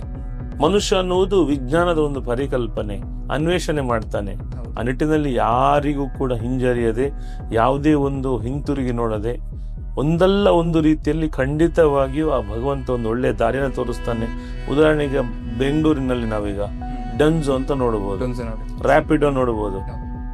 ಮನೆಗೆ ಮುಂಚೆ ನಮ್ಗೆ ಯಾರಿಗೂ ಪರಿಕಲ್ಪನೆ ಇರಲಿಲ್ಲ. ಮನೆಗೆ ಒಂದು ಅಂಗಡಿಯಿಂದ ನಾವೇ ಹೋಗಿ ದುಡ್ಡು ಕೊಟ್ಟು ತಗೊಂಡ್ಬಂದು ಮನೆಗೆ ಗ್ರೋಸರಿ ಅಥವಾ ಬೇರೆ ಹಿಂದಿನ ವಸ್ತುಗಳನ್ನು ತಗೊಂಡ್ಬರ್ತಿದ್ದೆವು. ಈಗ ಫೋನ್ ಮಾಡಿ ಅಥವಾ ಆನ್ಲೈನ್ ಅಲ್ಲಿ ಏನ್ ಬೇಕಾದ್ರೂ ಬುಕ್ ಮಾಡಬಹುದು, ಏನ್ ಬೇಕಾದ್ರೂ ಮನೆ ಬಾಗಿಲಿಗೆ ಬರ್ತದೆ. ಮುಂಚೆ ಆಟೋವನ್ನ ನಾವೆಲ್ಲ ಅವಲಂಬಿತರಾಗ್ತಿದ್ದೆವು. ಈಗ ಅದ ನಂತರ ಓಲಾ ಬಂತು, ಊಬರ್ ಬಂತು. ಅಂದ್ರೆ ಬೈಕ್ ನಲ್ಲೂ ಕೂಡ ಈಗ ಜನರನ್ನ ಡ್ರಾಪ್ ಮಾಡುವಂತ ಟ್ಯಾಕ್ಸಿ ವ್ಯವಸ್ಥೆಗಳಿದೆ. ಆ ನಿಟ್ಟಿನಲ್ಲಿ ಪ್ರತಿಯೊಬ್ಬರಿಗೂ ಕೂಡ ಜನಸಂಖ್ಯೆ ವೇಗವಾಗಿ ಬೆಳೀತಾ ಇದೆ. ಆದರೂ ಈಗ ಇರುವಂತಹ ಪರಿಸ್ಥಿತಿಯಲ್ಲಿ ಯಾವುದೇ ಒಂದು ವ್ಯಕ್ತಿಗೆ ಉದ್ಯೋಗದ ಕೊರತೆ ಇಲ್ಲ, ಜೀವನ ಸಾಗಿಸ್ಲಿಕ್ಕೆ ಸಮಸ್ಯೆ ಇಲ್ವೇ ಇಲ್ಲ. ಮುಂದೆ ಬರುವ ದಿನಗಳಲ್ಲಿ ಏನೇ ಆದರೂ ಒಂದಲ್ಲ ಒಂದು ರೀತಿಯಲ್ಲಿ ಜನರಿಗೆ ಒಳ್ಳೆಯ ಒಂದು ಅವಕಾಶಗಳು ಉದ್ಯೋಗದಲ್ಲಿ ಇರಬಹುದು, ತಂತ್ರಜ್ಞಾನ ವಿಚಾರದಲ್ಲಿ ಇರಬಹುದು. ವಿವಿಧ ಜನ ಅನ್ವೇಷಣೆ ಮಾಡ್ತಾರೆ. ಯಾವ ವಿಚಾರ ಬಂದರೂ ಅದನ್ನ ಪರಿಶೀಲನೆ ಮಾಡ್ತಾರೆ. ಜನ ತುಂಬಾ ಸ್ಮಾರ್ಟ್ ಇದ್ದಾರೆ. ಅದರಲ್ಲಿ ಯಾವ ಸಮಸ್ಯೆಗಳು ಮುಂದೆ ಬರುವುದಿಲ್ಲ. ಕಷ್ಟ ಇರಬಹುದು, ಯಾಕಂದ್ರೆ ಜನ ಈಗ ಏನ್ ಮಾಡ್ತಾರೆ ಅಂತ ಹೇಳಿದ್ರೆ ವೇಗವಾಗಿ ರಿಸಲ್ಟ್ ನೋಡ್ತಾರೆ. ಆ ರಿಸಲ್ಟ್ ಲೇಟ್ ಇರ್ಬೋದು, ಆದ್ರೆ ಒಳ್ಳೆಯ ಮನಸ್ಸಿನಿಂದ ಮಾಡಿದಂತಹ ಕಾರ್ಯ ಯಾವತ್ತು ವ್ಯರ್ಥ ಆಗೋದಿಲ್ಲ ಅಣ್ಣ. ಈಗ ಎಷ್ಟೋ ಯುವ ಜನತೆ ಕೆಲವೊಂದು ಕಡೆಗಳಲ್ಲಿ ತಪ್ಪು ದಾರಿ ಹಿಡಿತಾ ಇರಬಹುದು. ಕೆಲವೊಂದು ಜನರು ಸರಿದಾರಿಯಲ್ಲಿ ನಡೀತಾ ಇರ್ತಾರೆ. ಅಂದ್ರೆ ಅಪ್ಪ ಅಮ್ಮ ಬುದ್ಧಿ ಹೇಳಿರ್ಬೋದು, ಅಥವಾ ಸಮಾಜದಲ್ಲಿ ಅವರು ಒಂದು ಯಾವ್ದಾರೊಂದು ವಿದ್ಯೆಯ ಮೂಲಕ ತಿಳ್ಕೊಂಡಿರ್ತಾರೆ, ಸರಿದಾರಿ ಹೋಗಿರ್ತಾರೆ. ಯುವ ಜನತೆಗೆ ಸ್ಫೂರ್ತಿ ತುಂಬಿಸಬೇಕಂದ್ರೆ ನೀವು ಹೇಗೆ ಹೇಳ್ತೀರಾ? ಏನು ಬುದ್ಧಿ ಮಾತುಗಳನ್ನ ಹೇಳ್ತೀರಾ ಅವರಿಗೆ? ಪ್ರಥಮವಾಗಿ ಯುವ ಜನತೆ ಜೀವನದಲ್ಲಿ ಒಂದು ಒಳ್ಳೆಯ ಗುರಿಯನ್ನು ಇಟ್ಕೊಳ್ಬೇಕು. PUC ಮುಗಿದ ಮೇಲೆ ಏನ್ ಮಾಡಬೇಕು, ಡಿಗ್ರಿ ಆದ್ಮೇಲೆ ಏನ್ ಮಾಡಬೇಕು, ಮಾಸ್ಟರ್ ಡಿಗ್ರಿ ಆದ್ಮೇಲೆ ಏನ್ ಮಾಡಬೇಕು. ಯಾಕಂದ್ರೆ ಮುಂಚೆ ನಮ್ಮ ಸಮಯದಲ್ಲಿ ಸೋಷಿಯಲ್ ಮೀಡಿಯಾಗಳು ಇರಲಿಲ್ಲ, ಡಿಸ್ಟ್ರಾಕ್ಷನ್ಸ್ ಬಹಳ ಕಷ್ಟ ಇತ್ತು ನಮಗೆ. ನನ್ನ ಟೈಮಲ್ಲಿ ನನಗೆ ಸೋಷಿಯಲ್ ಮೀಡಿಯಾ ಗೊತ್ತೇ ಆಗ್ತಿರ್ಲಿಲ್ಲ ಏನ್ ನಡೀತಾ ಇದೆ. ಗೂಗಲ್ ಅನ್ನೋ ವಿಚಾರ ಇದೆ, ಮೈಕ್ರೋಸಾಫ್ಟ್ ಅನ್ನೋ ವಿಚಾರ ಇದೆ, ಒರಾಕಲ್ ಇದೆ, ಅಥವಾ ಇನ್ಯಾವುದೋ ಬೇರೆ ಬೇರೆ ಸಾಫ್ಟ್ವೇರ್ ತಂತ್ರಜ್ಞಾನಗಳು ಅಥವಾ ಹಾರ್ಡ್ವೇರ್ ನಮಗೆ ಪರಿಕಲ್ಪನೆ ಇರಲಿಲ್ಲ. ಬರ್ತಾ ಬರ್ತಾ ಯಾವ ರೀತಿ ಬದಲಾವಣೆಗಳು ಆದಾಗ ನಮ್ಮ ಮಾನಸಿಕ ಸ್ಥಿತಿಗತಿ ಕೂಡ ಬದಲಾವಣೆಯನ್ನು ಪಡೆಯಿತು. ಆ ನಿಟ್ಟಿನಲ್ಲಿ ಪ್ರತಿಯೊಬ್ಬರು ಯುವಕರು, ಯುವತಿಯರು, ವೇಗವಾಗಿ ಬೆಳೆಯುವಂತಹ ಈ ಕಾಲಘಟ್ಟದಲ್ಲಿ ನಾವೆಲ್ಲ ನಮ್ಮ ಒಂದು ದಾರಿದೀಪ ಅಥವಾ ನಮ್ಮೊಂದು ಗುರಿಯನ್ನು ಗೋಲನ್ನು ಸೆಟ್ ಮಾಡಬೇಕು. ಸೆಟ್ ಮಾಡಿ ನಡೀತಾ ಇದ್ರೆ 1 ವರ್ಷ ಕಷ್ಟ ಆಗ್ಬೋದು, 2 ವರ್ಷ ಕಷ್ಟ ಆಗ್ಬೋದು, 3 ವರ್ಷ, ಸ್ವಲ್ಪ ಸಮಯದಲ್ಲಿ ಅವನಿಗೆ ಒಂದಲ್ಲ ಒಂದು ರೀತಿಯ ಪರಿವರ್ತನೆ ಅಥವಾ ಒಂದಲ್ಲ ಒಂದು ರೀತಿಯ ದಾರಿ ಸಿಗ್ತದೆ. ಆಗ ಯಾವ ಯುವಜನತೆ ಧೃತಿಗೆಡುವಂತ ಅವಶ್ಯಕತೆ ಇಲ್ಲ, ಆ ಪ್ರಮೇಯವೇ ಬರುವುದಿಲ್ಲ. ಅವರೊಂದು ಯೋಜನೆಯನ್ನು ಹಾಕಬೇಕು, ಅಥವಾ ಯಾರ ಹತ್ರ ತಿಳಿದವರಲ್ಲಿ ನಾನು ರೀತಿ ಮಾಡಿದ್ರೆ ಸರಿಯೋ ತಪ್ಪು ಅನ್ನೋದನ್ನು ವಿಮರ್ಶೆ ಮಾಡಬೇಕು. ಹೆಚ್ಚಿನ ಯುವಜನರಿಗಿಲ್ಲ, ಎಲ್ಲರೂ ತಾತ್ಸಾರ ಭಾವನೆ, ಏನಾದ್ರೂ ಹೇಳಿದ್ರೆ ಹಿರಿಯರು ನಮ್ಮ ಒಳ್ಳೆತನಕ್ಕೆ ಅಂತ ಹೇಳಿದ್ರೆ ತಾತ್ಸಾರ ಭಾವನೆಯಿಂದ ನೋಡ್ತಾರೆ. ಯಾವಾಗ ಯುವಜನತೆ ಒಂದು ಹಿರಿಯರ ಅನುಭವದ ಮಾತನ್ನ ತಾತ್ಸಾರ ಭಾವನೆ ನೋಡ್ತಾರೋ ಅಲ್ಲಿ ಅವರು ಎಡವಿ ಬೀಳ್ತಾರೆ. ಯಾಕಂತ ಹೇಳಿದ್ರೆ ಬಿಸಿ ರಕ್ತ ಯಾವುದನ್ನು ಹೇಳಿದ್ರು ಕೇಳುವಂತ ಮಾನಸಿಕ ಸ್ಥಿತಿ ಅವರಲ್ಲಿ ಇರುವುದಿಲ್ಲ. ಆದ್ರೂ ತನ್ನ ಜೀವನಕ್ಕಾಗಿ, ತನ್ನ ಜೀವನದ ಒಂದು ಒಳ್ಳೆಯ ಪಯಣಕ್ಕೋಸ್ಕರ ಯುವಜನತೆ ಸಮಾಜದಲ್ಲಿ ಎಷ್ಟೋ ವ್ಯಕ್ತಿಗಳಿಗೆ ಅಥವಾ ಅವರಿಗೂ ಗೊತ್ತಿರ್ತದೆ ಈ ಸಮಾಜದಲ್ಲಿ ಯಾರು ಒಳ್ಳೆಯವರು, ಯಾರ ಹತ್ರ ಹೋದ್ರೆ ಒಳ್ಳೆ ವಿಚಾರ ನಮಗೆ ಸಿಗ್ತದೆ ಅಥವಾ ಒಳ್ಳೊಳ್ಳೆ ವಿಚಾರಧಾರೆಗಳ ವಿನಿಮಯ ಆಗ್ತದೆ. ಆ ನಿಟ್ಟಿನಲ್ಲಿ ಆ ವಿಚಾರಧಾರೆ ಗೊತ್ತಿರುವಂಥ ವ್ಯಕ್ತಿಯನ್ನು ಅವರು ಸಂಪರ್ಕಿಸಿದ್ರೆ ಖಂಡಿತವಾಗಿಯೂ ಅವರು ಓದುವಂತಹ ವಿದ್ಯೆ, ಅವರ ಮುಂದಿನ ಗುರಿ ಬಹಳ ಸುಲಭವಾಗಿ ಅವರು ಜಯಿಸಬಹುದು, ಯಶಸ್ಸನ್ನು ಸಾಧಿಸಬಹುದು. ಎಲ್ಲರೂ ವ್ಯಕ್ತಿಗಳು ಯಾವ ರೀತಿ ಅಂತ ಹೇಳಿದ್ರೆ ಈ ಜೀವನದ ಕಾಲಘಟ್ಟದಲ್ಲಿ ಅವನಿಗೊಂದು ಯೋಜನೆ ಇಲ್ಲದಿದ್ರೆ ಅಥವಾ ಗುರಿ ಇಲ್ಲದಿದ್ರೆ ಅವನು ಸಾಧಿಸಲಿಕ್ಕೆ ಸಾಧ್ಯವಿಲ್ಲ. ಎಲ್ಲ ನಮಗೆ ಆದರ್ಶವಾಗಿರುವ ಅನೇಕ ವ್ಯಕ್ತಿಗಳನ್ನು ನೋಡಬಹುದು. ಉದಾಹರಣೆಗೆ ಬೆಂಗಳೂರಲ್ಲಿ ಒಂದು ರಾಮೇಶ್ವರ ಕೆಫೆ ಅಂತಿದೆ. ಅವರೊಂದು ಸಣ್ಣ ಕ್ಯಾಂಟೀನ್ ಪ್ರಾರಂಭ ಮಾಡಿದವರು ಎಷ್ಟೋ ಸಾವಿರಾರು ಕೋಟಿ ಟರ್ನ್ ಓವರ್ ಅನ್ನ ಮಾಡ್ತಿದ್ದಾರೆ. ಖಾಲಿ ಒಂದು ಇಡ್ಲಿ, ಚಟ್ನಿ, ದೋಸಾ, ಒಂದು ಊಟದ ವ್ಯವಸ್ಥೆಯಲ್ಲಿ ಸಾವಿರಾರು ಕೋಟಿ ಟರ್ನ್ ಓವರ್ ಅನ್ನು ಮಾಡಿದವರು ಒಂದು ಕಳೆದ 2-3 ವರ್ಷದಿಂದ ನಾವು ನೋಡ್ತಾ ಇರಬಹುದು.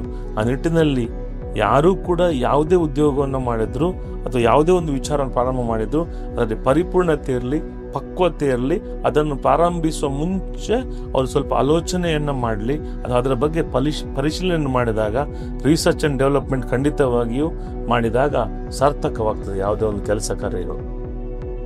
ಈಗ ಜಾಬಲ್ಲಿ ಇರ್ತಾರೆ ಮತ್ತು ಕೆಲವೊಬ್ಬರಿಗೆ ನಂಗೆ ಜಾಬ್ ಬೇಡ, ಪ್ರೆಷರ್ಸ್ ಜಾಸ್ತಿ ಇದೆ, ಸುಸ್ತಾಗಿದ್ದಾರೆ, ಇನ್ನು ಬಿಸ್ನೆಸ್ ಮಾಡುವ ಅಂತಿರ್ತಾರೆ. ಕೆಲವೊಬ್ರೆ ಬಿಸ್ನೆಸ್ ಬೇಡ, ಲಾಸ್ ಆದರೆ ಅಂತ ಭಯ ಪಡ್ತಾರೆ. ನೀವು ಜಾಬ್ ಮಾಡಿ ನಂತರ ನಿಮ್ಮದೇ ಒಂದು ಉದ್ಯಮ ನಡೆಸ್ತಾ ಇದ್ದೀರಾ. ಸೊ ಹಾಗಿರುವಾಗ ಅಂತ ಯೋಚನೆ ಇರುವಂಥ ಜನರಿಗೆ ನೀವೇನು ಹೇಳಲಿಕ್ಕೆ ಇಷ್ಟಪಡ್ತೀರಾ? ನನ್ನ ಉದಾಹರಣೆ ಅಂತ ತಗೊಂಡ್ರೆ, ನನಗೆ IAS ಮಾಡಬೇಕಂತ ಬಹಳ ಆಸೆ ಇತ್ತು. IAS ಮಾಡಬೇಕಿದ್ರೆ ನಮ್ಮ ಊರಿನಲ್ಲಿ ಯಾವುದೇ ರೀತಿಯ ಒಂದು ಅನುಕೂಲಗಳು ಹಿಂದಿನ ಸಮಯದಲ್ಲಿ ಇರಲಿಲ್ಲ. ನಾನು ಡಿಗ್ರಿ ಮುಗಿಸಿ ಬರುವಾಗ ದೂರದ ಬೆಂಗಳೂರಿಗಿಂತಲೂ ಅಲ್ಲ, ಡೆಲ್ಲಿ, ಮುಂಬೈ, ಮೆಟ್ರೋ ಸಿಟಿಗಳಲ್ಲಿ ಬಹಳ ಒಂದು ವಿಶೇಷ ರೀತಿಯ ಒಂದು ಕೋಚಿಂಗ್ ವ್ಯವಸ್ಥೆಗಳು, ತರಬೇತಿ ವ್ಯವಸ್ಥೆಗಳು ಆಗ್ತಾ ಇತ್ತು IAS IPS ಕಾರ್ಯಕ್ರಮಕ್ಕೆ ಅಥವಾ ಯಾವುದೇ ಒಂದು ಕಾಂಪಿಟೇಟಿವ್ ಎಕ್ಸಾಮಿಗೆ. ಆಯ್ತಾ, ನನಗೊಂದು ಬಹಳ ಆಸೆ ಇತ್ತು IAS ಮಾಡಬೇಕು ಅಂತ. ಆ ವ್ಯವಸ್ಥೆ ನನಗೆ ಆಗಲಿಲ್ಲ. ಆದರೂ ಇವತ್ತು ತೃಪ್ತಿ ಇದೆ. ಒಂದು IAS IPS ಮಾಡಿ ಒಂದು ಅಧಿಕಾರಿ ಆಗದಿದ್ರು ಅದೇ ರೀತಿಯಲ್ಲಿ ಸಮಾಜ ಜನರ ಜೊತೆ ಬೆರೆಯುವಂತಹ ಒಂದು ನನಗೆ ಅವಕಾಶಗಳು ಸಿಕ್ಕಿದೆ. ಯುವಜನತೆ ಉದ್ಯೋಗವನ್ನ, ಯಾವುದೇ ಉದ್ಯೋಗ ಇರಲಿ, ಉದ್ಯೋಗವನ್ನ ಪ್ರಾರಂಭ ಮಾಡಬೇಕು ಅಥವಾ ಒಂದು ಜಾಬಲ್ಲಿದ್ದರೆ ಫಸ್ಟ್ ಮನುಷ್ಯ ಅವನ ಸ್ಯಾಟಿಸ್ಫ್ಯಾಕ್ಷನ್ ಲೆವೆಲ್ ಅನ್ನು ಸೆಟ್ ಮಾಡಬೇಕು. ಅವನ ಸಾಮರ್ಥ್ಯ ಎಷ್ಟು, ಅವನ ಕೆಪಾಸಿಟಿ ಎಷ್ಟು ಹೇಳಿ ಅದನ್ನು ಸೆಟ್ ಮಾಡಿದ್ರೆ ಮತ್ತೆ ಎಲ್ಲಿ ಕೆಲಸ ಮಾಡುತ್ತಾರೋ ಆ ಕೆಲಸವನ್ನು ಅವ್ರು ಪ್ರೀತಿ ಮಾಡಬೇಕು. ನನಗಿದು ಊಟ ಕೊಡ್ತಾ ಇದೆ, ನಾನು ಮಾಡಬೇಕು. ನಾವು ಯಾವಾಗ ಅಮ್ಮನ ಅಡುಗೆ ಕೂಡ ಇರಲಿ, ನಮಗೆ ಮನಸ್ಸಿಗೆ ಹಿತ ಇಲ್ಲ ಅಂತ ಹೇಳಿದ್ರೆ ಸೈಕಾಲಜಿ ಅದು. ನನಗೆ ಬೇಡ ಅಂತ ಹೇಳಿದ್ರೆ ಬೇಡ, ಇಷ್ಟ ಇದೆ ಅಂದ್ರೆ ಇಷ್ಟ ಇದೆ. ನಮ್ಮ ಮಾನಸಿಕ ಸ್ಥಿತಿಗತಿಗೆ ನಾವು ಮಾಡುವಂತಹ ಕೆಲಸ ಕಾರ್ಯಗಳು ನಮಗೆ ಒಂದು ಒಳ್ಳೆಯ ದಾರಿದೀಪ ಆಗ್ತದೆ. ನಾವೆಲ್ಲ ರೀತಿಯಲ್ಲಿ ಒಳ್ಳೆಯ ರೀತಿಯ ಕೆಲಸವನ್ನ ಮಾಡುವಾಗ ನಮಗೆ ಸರಿಯಾಗಿ ನಾವು, ನಮ್ಮ ಮನಸ್ಸಿಗೆ ಸರಿಯಾಗಿ ನಾವು ಮಾಡಬೇಕು. ಇನ್ನೊಬ್ಬರಿಗೆ ನೋವಾಗುವ ರೀತಿಯಲ್ಲಿ ಮಾಡಿದ್ರೆ ಖಂಡಿತವಾಗಿಯೂ ಯಶಸ್ವಿ ಆಗೋದಿಲ್ಲ. ಆ ನಿಟ್ಟಿನಲ್ಲಿ ಯುವಜನತೆ ಏನೆಲ್ಲ ಕೆಲಸ ಮಾಡ್ತಾ ಇದ್ದಾರೋ ಅವರ ಕೆಲಸವನ್ನ ಪ್ರಾರಂಭದಲ್ಲಿ ಪ್ರೀತಿ ಮಾಡಬೇಕು. ಪ್ರೀತಿ ಮಾಡಿದ್ರೆ ಮಾತ್ರ ಅದು ಅವರಿಗೆ ಒಳ್ಳೆಯ ಬ್ಲೆಸ್ಸಿಂಗ್ಸ್ ಆಗ್ತದೆ, ಒಳ್ಳೆಯ ವಿಚಾರಧಾರೆಗಳು ಅವರಿಗೆ ಸಿಗ್ತದೆ. ಯಾರೂ ಕೂಡ ಜಾಬನ್ನು ಒಳ್ಳೆ ಜಾಬಿಗೆ ಸೇರಿದ್ರೆ ಅದರಲ್ಲಿ ಒಳ್ಳೆಯ ಪರಿಣಿತಿ ಅಥವಾ ಅದರ ಒಳ್ಳೆಯ ಅನುಭವವನ್ನು ತಗೊಂಡು ಮತ್ತೆ ಬೇರೆ ಜಾಬಿಗೆ ಅಥವಾ ಬೇರೆ ಕಂಪ್ನಿಗಳಿಗೆ ವರ್ಗಾವಣೆ ತಗೊಳ್ಬೋದು. ಮತ್ತು ಜಾಬನ್ನು ಬಿಟ್ಟು ನನಗೆ ಸಾಕು, ಸುಸ್ತಾಯಿತು, ಅಂತ ಯಾರೆಲ್ಲ ಮನಸ್ಸು ನಿರ್ಧಾರ ಮಾಡ್ತಾರೋ ಅವರ ಮುಂದಿನ ನಿರ್ಧಾರಗಳು ಅವರಿಗೆ ಪೂರಕವಾಗಿರಬೇಕು. ಅದು ಪ್ರಯೋಜನ ಇಲ್ಲ, ಸಪೋರ್ಟಿವ್ ಆಗಿರಬೇಕು. ಈಗ ಯಾವತ್ತು ಅಂತ ಹೇಳಿದ್ರೆ, ಒಂದು ಕಂಪ್ನಿ ಒಂದು ವ್ಯಕ್ತಿ, ನೀವೇ ಆಗಲಿ ನಾನಾಗಲಿ ಒಂದು ಕಂಪ್ನಿಗೆ ಜಾಯ್ನ್ ಆದರೆ ಆ ಕಂಪ್ನಿಗೆ ನಾವು ಬಿಟ್ಟರೆ ಏನು ಸಮಸ್ಯೆ ಆಗೋದಿಲ್ಲ. ಕ್ಷಣಿಕ ಸಂದರ್ಭಗಳು ಸ್ವಲ್ಪ ವ್ಯತ್ಯಾಸಗಳು ಆಗ್ಬೋದು. ಯಾಕಂತ ಹೇಳಿದ್ರೆ ಆ ಕಂಪನಿ ಅನ್ನುವುದನ್ನು ಪ್ರಾರಂಭ ಮಾಡಲಿಕ್ಕೆ ಆ ವ್ಯಕ್ತಿ ಎಷ್ಟು ಕಷ್ಟಪಟ್ಟಿರ್ತಾನೆ.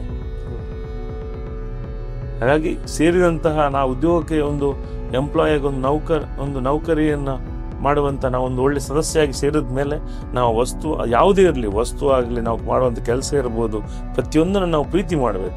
ಪ್ರೀತಿ ಮಾಡಿದಾಗ ಮಾತ್ರ ನಮಗೂ ಒಳ್ಳೇದಾಗ್ತದೆ. ನಾವು ಯಾವಾಗ ಅದನ್ನು ದ್ವೇಷದಿಂದ ತಾತ್ಸಾರವನ್ನು ನೋಡ್ತೇವೋ ಆಗ ನಮಗೆ ಖಂಡಿತವಾಗಿಯೂ ಅದು ನಷ್ಟ ಆಗ್ತದೆ ಅಥವಾ ನಮಗೆ ತೊಂದರೆ ಆಗ್ತದೆ. ಯುವಜನತೆ ಯಾರೂ ಕೂಡ ಒಳ್ಳೆಯ ಉದ್ಯೋಗದಲ್ಲಿದ್ದರೆ ಅದನ್ನು ಬಿಡದೆ ಸರಿದೂಗಿಸಿಕೊಂಡು ಒಳ್ಳೆಯ ಒಂದು ಶಾಂತಚಿತ್ತದಿಂದ ಪಾಸಿಟಿವ್ ಮೈಂಡ್ ಸೆಟ್ ಅಲ್ಲಿ ದುಡಿತಾ ಇದ್ರೆ ಖಂಡಿತವಾಗಿಯೂ ಅವರಿಗೆ ಒಳ್ಳೇದಾಗ್ತದೆ. ಸರ್, ನಮ್ಮ ರಾಷ್ಟ್ರೀಯ ಸ್ವಯಂ ಸೇವಕ ಸಂಘ ಇದರಲ್ಲಿ ನೀವು ಮುಂಚೂಣಿಯಲ್ಲಿದ್ದೀರಾ. ಯಾವ ಸಮಯದಿಂದ, ಎಷ್ಟು ವರ್ಷಗಳಿಂದ RSS ನಲ್ಲಿ ನೀವು ತೊಡಗಿಸಿಕೊಂಡಿದ್ದೀರಿ? ರಾಷ್ಟ್ರೀಯ ಸ್ವಯಂ ಸೇವಕ ಸಂಘ ನಮ್ಮ ಚಿಂತನೆ, ರಾಷ್ಟ್ರೀಯ ಸ್ವಯಂ ಸೇವಕ ಸಂಘ ನಮ್ಮ ಅಸ್ಮಿತೆ. ಇಡೀ ವಿಶ್ವದಲ್ಲಿ ಅತಿ ಹೆಚ್ಚು ಕಾರ್ಯಕರ್ತರನ್ನು ಹೊಂದಿರುವಂತಹ ಸಂಘಟನೆ ಇದ್ರೆ ಅದು ನಮ್ಮ ಹೆಮ್ಮೆಯ ರಾಷ್ಟ್ರೀಯ ಸ್ವಯಂ ಸೇವಕ ಸಂಘ. ಡಾಕ್ಟರ್ ಕೇಶವ ಬೈರಾಮ್ ಹೆಗಡೆ ಅವರಿಂದ ಪ್ರಾರಂಭವಾದಂತಹ ಸಂಘಟನೆ ಇವತ್ತು ಬಹಳ ಒಂದು ಒಳ್ಳೆಯ ರೀತಿಯಲ್ಲಿ ಸ್ವಾತಂತ್ರ್ಯದ ಪೂರ್ವದಲ್ಲಿ ಪ್ರಾರಂಭವಾದಂತಹ ಸಂಘಟನೆ. ಯಾಕಂತ ಹೇಳಿದ್ರೆ ಅನೇಕ ಅವಮಾನ ಅಪಮಾನಗಳ ನಡುವೆ ಹಿಂದುತ್ವ ಅಥವಾ ಹಿಂದೂ ಜನರನ್ನ ಒಟ್ಟು ಸೇರಿಸಿ ನಮ್ಮನ್ನೆಲ್ಲ ಒಂದು ಜಾಗೃತ ಮಾಡಿದಂತಹ ಸಂಘಟನೆ ಅಂತ ಹೇಳಿದ್ರೆ ನಮ್ಮ ರಾಷ್ಟ್ರೀಯ ಸ್ವಯಂ ಸೇವಕ ಸಂಘ. ಸನಾತನದ ಶಕ್ತಿಯಾಗಿ ಈ ಪ್ರಪಂಚದಲ್ಲಿ ಸನಾತನವೇ ಶ್ರೇಷ್ಠ, ಸನಾತನವೇ ನಿತ್ಯ ಅನ್ನುವ ನಿಟ್ಟಿನಲ್ಲಿ ನಮ್ಮ ರಾಮಕೃಷ್ಣ ಪರಮಹಂಸರಿರ್ಬೋದು, ವಿವೇಕಾನಂದರಿರ್ಬೋದು, ಅದರ ನಂತರ ಎಲ್ಲ ರಾಷ್ಟ್ರೀಯ ಸ್ವಯಂ ಸೇವಕ ಸಂಘದ ಹಿರಿಯರು ಅನೇಕರು ಅವಮಾನ ಅಪಮಾನಗಳ ನಡುವೆ ಇವತ್ತು ಅಯೋಧ್ಯೆಯಲ್ಲಿ ರಾಮನ ಪಟ್ಟಾಭಿಷೇಕ ಆಗಿದೆ. ಯಾಕೆಂತ ಹೇಳಿದ್ರೆ ಅದು ನಮ್ಮ ರಾಷ್ಟ್ರೀಯ ಸ್ವಯಂ ಸೇವಕ ಸಂಘ ಮತ್ತು ವಿಶ್ವ ಹಿಂದೂ ಪರಿಷತ್ನಿಂದಾಗಿ. ಹಾಗಾಗಿ ಬಾಲ್ಯದ ದಿನಗಳಲ್ಲಿ ನಮ್ಮ ಊರಿನಲ್ಲಿ ಸ್ವಯಂ ಸೇವಕ ಸಂಘದ ಶಾಖೆಗಳಾಗ್ತಿತ್ತು, ಸಣ್ಣ ಮಟ್ಟದಲ್ಲಿ ಆಗ್ತಾ ಇತ್ತು. ಆ ಶಾಖೆಯಲ್ಲಿ ನಾನು ಪಾಲ್ಗೊಳ್ತಾ ಇದ್ದೆ. ಅದು ನಮ್ಮ ಕುಪ್ಪೇಟಿ ಭಜನಾ ಮಂದಿರದ ವಠಾರದಲ್ಲಿ ಚಿದಾನಂದ ನಾಯ್ಕ ಅಂತ ಹೇಳುವವರು ಅವರು ಅದನ್ನ ಮಾಡ್ತಾ ಇದ್ರು. ಅದ ನಂತರ ಅನೇಕ ನಮ್ಮೂರಲ್ಲಿ ಅಷ್ಟು ಹಿಂದುತ್ವಕ್ಕೆ ನಾವು ಪ್ರತಿಪಾದನೆ ಮಾಡ್ತಾ ಬಂದಿದ್ದೇವೆ. ಹಾಗಾಗಿ ಸ್ವಯಂ ಸೇವಕ ಸಂಘ ನಮಗೊಂದು ದಾರಿದೀಪ ಆಯಿತು. ನಮಗೆ ರಕ್ಷಾಬಂಧನ ಸಂದರ್ಭ ಇರ್ಬೋದು ಅಥವಾ ಗುರುಪೂಜೆಯ ಸಂದರ್ಭ ಇರ್ಬೋದು, ನಾವೆಲ್ಲ ಒಳ್ಳೆ ರೀತಿಯಲ್ಲಿ ಎಲ್ಲ ಸೇರಿ, ನಮ್ಮ ರವಿ ಇಳಂತಿಲ ಅಂತಿದ್ದಾರೆ, ಅವರು ಕೂಡ ಒಳ್ಳೆಯ ಸಂಘಟನಾ ಚತುರ. ಅದ ನಂತರ ಈ ಭಾಗದಲ್ಲಿ ನಮಗೆಲ್ಲ ಒಂದು ಶಕ್ತಿಯಾಗಿರುವವರು 83ರ ಹರೆಯದಲ್ಲೂ ಡಾಕ್ಟರ್ ಪ್ರಭಾಕರ್ ಭಟ್ ಕಲ್ಲಡ್ಕ ಅವರು ಬಹಳ ಒಂದು ಕಷ್ಟದಲ್ಲಿ 1985 ಈಗಾಗಲೇ ನಾವು ಎಮರ್ಜೆನ್ಸಿಯ ಇಂದಿರಾ ಗಾಂಧಿ ಅವರ ಎಮರ್ಜೆನ್ಸಿ 50ನೇ ವರ್ಷವನ್ನ ಪೂರ್ಣಗೊಳಿಸಿದ್ದೇವೆ. ಆ ಸಂದರ್ಭದಲ್ಲಿ ಗಂಡ ಹೆಂಡತಿ ಇಬ್ರು ಕೂಡ ಜೈಲಲ್ಲಿದ್ದು ಮೋಸ ಕಾಯ್ದೆ ಇದರಲ್ಲಿ ಬಹಳ ಕಷ್ಟವನ್ನು ಅನುಭವಿಸಿ ಇವತ್ತು ಹಿಂದುತ್ವವನ್ನ ಗಟ್ಟಿ ಮಾಡಿ ಮನೆಯಲ್ಲೂ ಹಿಂದುತ್ವದ ವಿಚಾರಧಾರೆಯನ್ನ ಪ್ರಚಾರ ಮಾಡಿ ನಮಗೆ ಒಂದು ಶಕ್ತಿಯಾಗಿರುವವರು ನಮ್ಮ ಡಾಕ್ಟರ್ ಪ್ರಭಾಕರ್ ಭಟ್. ಹಾಗಾಗಿ ರಾಷ್ಟ್ರೀಯ ಸ್ವಯಂ ಸೇವಕ ಸಂಘದಿಂದಾಗಿ ಇವತ್ತು ನಮ್ಮ ಹಿಂದುತ್ವ ಉಳಿದುಕೊಂಡಿದೆ. ನಮ್ಮ ಹಿಂದುತ್ವ ಇವತ್ತು ರಾರಾಜಿಸ್ತಿದೆ. ಯಾಕೆಂತ ಹೇಳಿದ್ರೆ ರಾಷ್ಟ್ರೀಯ ಸ್ವಯಂ ಸೇವಕ ಸಂಘದಿಂದಾಗಿ. ಅದು ನನಗೊಂದು ಪ್ರೇರಣೆ, ಅದು ನನಗೊಂದು ಶಕ್ತಿ, ಅದು ನನ್ನ ಅಸ್ಮಿತೆ ಮತ್ತು ಚಿಂತನೆ, ಜೀವನದ ಉಸಿರಿರುವ ತನಕ. ಅಣ್ಣ, ರಾಮಕೃಷ್ಣ ಪರಮಹಂಸ ಅವರ ಶಿಷ್ಯ ಸ್ವಾಮಿ ವಿವೇಕಾನಂದ ಅವರು, ಅವರಿಗೆ ಹಲವಾರು ಮಂದಿ ಶಿಷ್ಯರಿದ್ದಾರೆ, ಅಂದ್ರೆ ಅವರಿಂದ ಸ್ಫೂರ್ತಿ ಪಡೆದುಕೊಂಡವರು. ನಿಮಗೆ ಹೇಗೆ ಸ್ವಾಮಿ ವಿವೇಕಾನಂದರು ಸ್ಫೂರ್ತಿಯಾಗಿದ್ದಾರೆ? ವಿವೇಕಾನಂದರು ಪ್ರಥಮವಾಗಿ ನಾವು ಗೌರವವನ್ನು ಕೊಡಬೇಕು. ಯಾಕಂತ ಹೇಳಿದ್ರೆ ಅವರು ಎಳೆ ವಯಸ್ಸಿನಲ್ಲಿ ಇಡೀ ವಿಶ್ವದಾದ್ಯಂತ ಸಂಚಲನವನ್ನು ಮಾಡಿ ವಿಶ್ವದ ಎಲ್ಲೆಡೆ ಹಿಂದುತ್ವವನ್ನು ಪ್ರಚಾರ ಮಾಡಿ ಹಿಂದುತ್ವ ವಿಚಾರಧಾರೆಯನ್ನ ಜಗತ್ತಿನ ಎಲ್ಲೆಡೆ ಪಸರಿಸಿದಂಥ ಮಹಾನ್ ಸಂತ ವಿವೇಕಾನಂದರು. ಅವರು ನಮ್ಮ ರಾಮಕೃಷ್ಣ ಪರಮಹಂಸರ ಹೆಮ್ಮೆಯ ಶಿಷ್ಯ. ಹಾಗಾಗಿ ಅವರ ಆದರ್ಶ ತತ್ವಗಳು ವಿವೇಕಾನಂದರಿಗೆ ನೋಡಿ, ಒಳ್ಳೆಯ ಗುರು ಇದ್ರೆ ಆ ವ್ಯಕ್ತಿ ಈ ಜೀವನದಲ್ಲಿ ಅಥವಾ ಅವನ ಒಂದು ಜೀವನದ ಪಯಣದಲ್ಲಿ ಅಜರಾಮರ ಅಥವಾ ಯಾವತ್ತು ಅಮರ ಆಗ್ತಾನೆ ಅಂತ ಹೇಳೋದಕ್ಕೆ ನಮ್ಮ ಸಿಡಿಲ ಸಂತ ಹಿಂದುತ್ವದ ಪ್ರತೀಕವಾಗಿರುವಂತಹ ವಿವೇಕಾನಂದರೇ ಸ್ಫೂರ್ತಿ ನಮಗೆಲ್ಲ. ನಾವೆಲ್ಲ ಸರಳತೆ ಮತ್ತು ಸಜ್ಜನಿಕೆ ಯಾವ ರೀತಿ ಸುಂದರ ಬದುಕಿನ ಆಧಾರ ಸ್ತಂಭಗಳು, ಅದು ಕೂಡ ನಮ್ಮ ಹಿಂದುತ್ವದ ಸನಾತನದ ಶಕ್ತಿ ಸರಳತೆ ಮತ್ತು ಸಜ್ಜನಿಕೆ. ಅದಕ್ಕೆ ಪ್ರತೀಕವಾಗಿದ್ದು ನಮ್ಮ ವಿವೇಕಾನಂದರು. ಜಗತ್ತಿನ ಮೂಲೆ ಮೂಲೆಯಲ್ಲೂ ಹಿಂದುತ್ವ ಅನ್ನುವುದಿದೆ. ಹಿಂದುತ್ವದ ಮಹಿಮೆ ಏನು, ಹಿಂದುತ್ವದ ಸಾರ ಏನು, ಹಿಂದುತ್ವಕ್ಕೆ ನಾವು ಯಾವ ರೀತಿಯ ಮಹತ್ವವನ್ನು ಜಗತ್ತಿನೆಲ್ಲೆಡೆ ಕೊಡ್ತಾ ಇದ್ದೀವಿ ಅಂತ ಜಗತ್ತಿಗೆ ಸಾರಿದಂತ ಏಕೈಕ ವ್ಯಕ್ತಿ ನಮ್ಮ ವಿವೇಕಾನಂದರು. ಅವರು ನಮಗೆ ಖಂಡಿತವಾಗಿಯೂ ನನ್ನ ಜೀವನದ ಆದರ್ಶ ಮತ್ತು ಈ ದೇಶದ ಆದರ್ಶ. ಅವರ ವಿಚಾರಧಾರೆಗಳು ನಾವು ಅನೇಕ ಪುಸ್ತಕಗಳಲ್ಲಿ ನಾವು ಓದ್ತಾ ಬಂದಿದ್ದೇವೆ. ಇತ್ತೀಚಿನ ದಿನಗಳಲ್ಲಿ ನಮ್ಮ ಚಕ್ರವರ್ತಿ ಸೂಲಿಬೆಲೆಯವರು ಕೂಡ ಹಿಂದುತ್ವಕ್ಕೋಸ್ಕರ ಒಳ್ಳೊಳ್ಳೆಯ ವಿಚಾರಧಾರೆಗಳನ್ನ ಅಥವಾ ಒಳ್ಳೊಳ್ಳೆಯ ಕಾನ್ಫರೆನ್ಸ್ ಅನ್ನ ಮಾಡ್ತಾ ಇದ್ದಾರೆ. ಚಕ್ರವರ್ತಿ ಸೂಲಿಬೆಲೆಯವರು ನಮಗೆ ಅವರೆಲ್ಲ ಆದರ್ಶ ವಿವೇಕಾನಂದರು. ಯಾಕಂತೇಳಿದ್ರೆ ನಮ್ಮ ದೇಶದ ಆದರ್ಶ ಪುರುಷ. ಯಾರು ನೋಡಿ ಅಣ್ಣ ಈ ಭಾರತ ದೇಶದಲ್ಲಿ ಹಿಂದುತ್ವವನ್ನು ಪ್ರತಿಪಾದನೆ ಮಾಡ್ತಾರೋ, ಹಿಂದುತ್ವವನ್ನ ಜೀವನಾಡಿಯಾಗಿ ಮಾಡಿಕೊಂಡಿದ್ದಾರೋ, ಅವರ ಜೀವನದಲ್ಲಿ ಯಾವತ್ತು ಸೋಲೆ ಕಾಣಲಿಲ್ಲ. ನರೇಂದ್ರ ದಾಮೋದಾಸ್ ಮೋದಿ ಇರ್ಬೋದು, ಅಡ್ವಾಣಿಜಿ ಇರ್ಬೋದು, ಅಟಲ್ ಜಿ ಇರ್ಬೋದು. ಪ್ರಮುಖವಾಗಿ ಅಟಲ್ ಬಿಹಾರಿ ವಾಜಪೇಯಿ ಅವರನ್ನು ನಾವು ಪ್ರತಿ ಕ್ಷಣದಲ್ಲೂ ಸ್ಮರಣೆ ಮಾಡಿಕೊಳ್ಬೇಕು. ಪ್ರಮೋದ್ ಮಹಾಜನ್ ಅವರು, ನಂತರ ಸುಷ್ಮಾ ಸ್ವರಾಜ್ ಅವರು, ಎಲ್ಲರೂ ಪ್ರತಿಯೊಬ್ಬರು ಕೂಡ ಬಿಜೆಪಿಯಲ್ಲಿ ಅನೇಕ ಜನ ಯಾರೆಲ್ಲ ಹಿಂದುತ್ವವನ್ನು ಪ್ರತಿಪಾದನೆ ಮಾಡಿದ್ದಾರೋ ಅವರೆಲ್ಲ ಜಗದ್ವಿಖ್ಯಾತಿಯಾಗಿದ್ದಾರೆ. ಅಟಲ್ ಬಿಹಾರಿ ವಾಜಪೇಯಿ ಅವರು ಹೇಳ್ತಾ ಇದ್ರು, ಇವತ್ತು ಒಂದಿರ್ಬೋದು ನಮ್ಮ ಹಿಂದಿನ ದಿನಗಳಲ್ಲಿ, ಮುಂದೆ ಬರೋ ದಿನಗಳಲ್ಲಿ 100 ಆಗ್ತದೆ ನಮ್ಮ ಸಂಖ್ಯೆ, ನಂತರ ನಮ್ಮ ಸಂಖ್ಯೆ 200 ಆಗ್ತದೆ. ಅವರು ಹೇಳಿದಂತಹ ಮಾತುಗಳೆಲ್ಲ ನಾವು ರಾಜಕೀಯ ವ್ಯವಸ್ಥೆಯಲ್ಲಿ ಹಾಗೂ ದೇಶದ ಉದ್ದಗಲಕ್ಕೂ ಕೂಡ ಇವತ್ತು ರಾಷ್ಟ್ರೀಯ ಸ್ವಯಂ ಸೇವಕ ಸಂಘದಿಂದಾಗಿ ಅನೇಕ ರಾಜಕೀಯ ನಮ್ಮ ವ್ಯಕ್ತಿಗಳು ಯಾರ್ಯಾರಿದ್ದಾರೋ ಆ ಆದರ್ಶವನ್ನ ಪಾಲಿಸಿಕೊಂಡು ಇವತ್ತು ನಮ್ಮ ಹೆಸರನ್ನ ನರೇಂದ್ರ ದಾಮೋದಾಸ್ ಮೋದಿ ಅವರು ನಮ್ಮ ಭಾರತದ ಹೆಸರನ್ನ ವಿಶ್ವದ ಎಲ್ಲೆಡೆ, ನಮಗೊಂದು ಜಗತ್ತಿನ ಎಲ್ಲೇ ಹೋದ್ರೂ ನಾವು ಹೆಮ್ಮೆಯ ಭಾರತದವರು ಅಂತ ಹೇಳಿ ನಾವು ತಲೆ ಎತ್ತಿ ನೋಡ್ಬೋದು. ಉದಾಹರಣೆ ನೋಡಿ, ನಾನು 2007, 8, 9 ಗಲ್ಫ್ ಕಂಟ್ರೀಸ್ ಅಲ್ಲಿ ಇದ್ದೆ. ಆಗ ನಮಗೆ ಭಯ ಆಗ್ತಿತ್ತು ಇಂಡಿಯನ್ಸ್ ಅಂತ ಹೇಳಲಿಕ್ಕೆ, ಸ್ವಲ್ಪ ಮಟ್ಟಿನ ಆತಂಕ ಇತ್ತು. ಆದರೆ ಇವತ್ತು ನೋಡಿ, ಇಂಡಿಯನ್ಸ್ ಅಂದ್ರೆ ಬಹಳ ಒಂದು ಗೌರವ, ಪರಿವರ್ತನೆ ಆಗಿದೆ.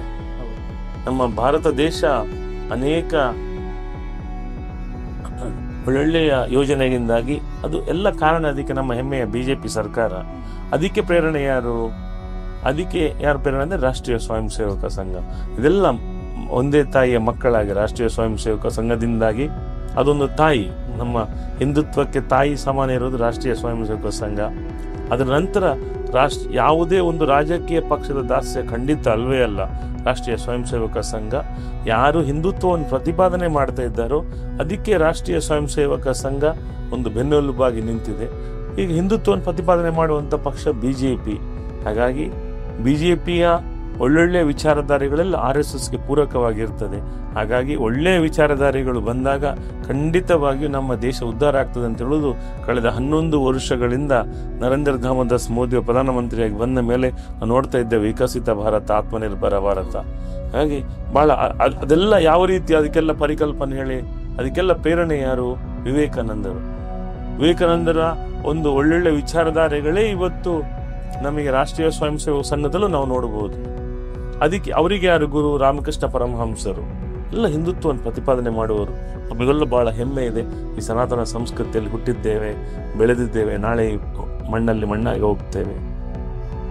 ಅಣ್ಣ, ನಾವೀಗ ಹಿಂದೂ ಧಾರ್ಮಿಕ ಮುಖಂಡರಾಗಿ RSSನಲ್ಲಿ ಮುಂಚೂಣಿಯಲ್ಲಿರುವವರು ಕೂಡ ಆಗಿರುವಾಗ ಕೆಲವೊಂದು ಸಂದರ್ಭಗಳಲ್ಲಿ ನಾವು ಹಿಂದೂ ಧರ್ಮ ಅಂತ ಬಂದಾಗ ಯುವ ನಾಯಕರು ಕೆಲವೊಂದು ಕಡೆ ಎಡವಿರಬಹುದು.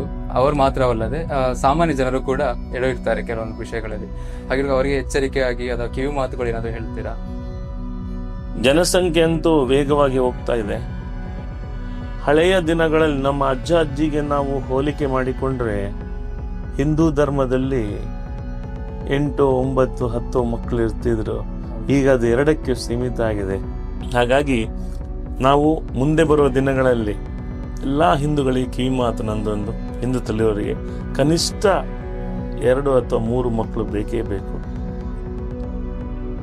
ಹಿಂದಿನ ದಿನಗಳಲ್ಲಿ ಪ್ರತಿಯೊಬ್ಬರ ಮನೆಯಲ್ಲೂ ಎಷ್ಟೇ ಕಷ್ಟ ಇದ್ರೂ ಮನೆ ತುಂಬ ಮಕ್ಕಳು ಇರ್ತಾ ಇದ್ರು. ಈಗ ಮಕ್ಕಳ ಸಂಖ್ಯೆ ಕಡಿಮೆ ಆಗ್ತಾ ಇದೆ.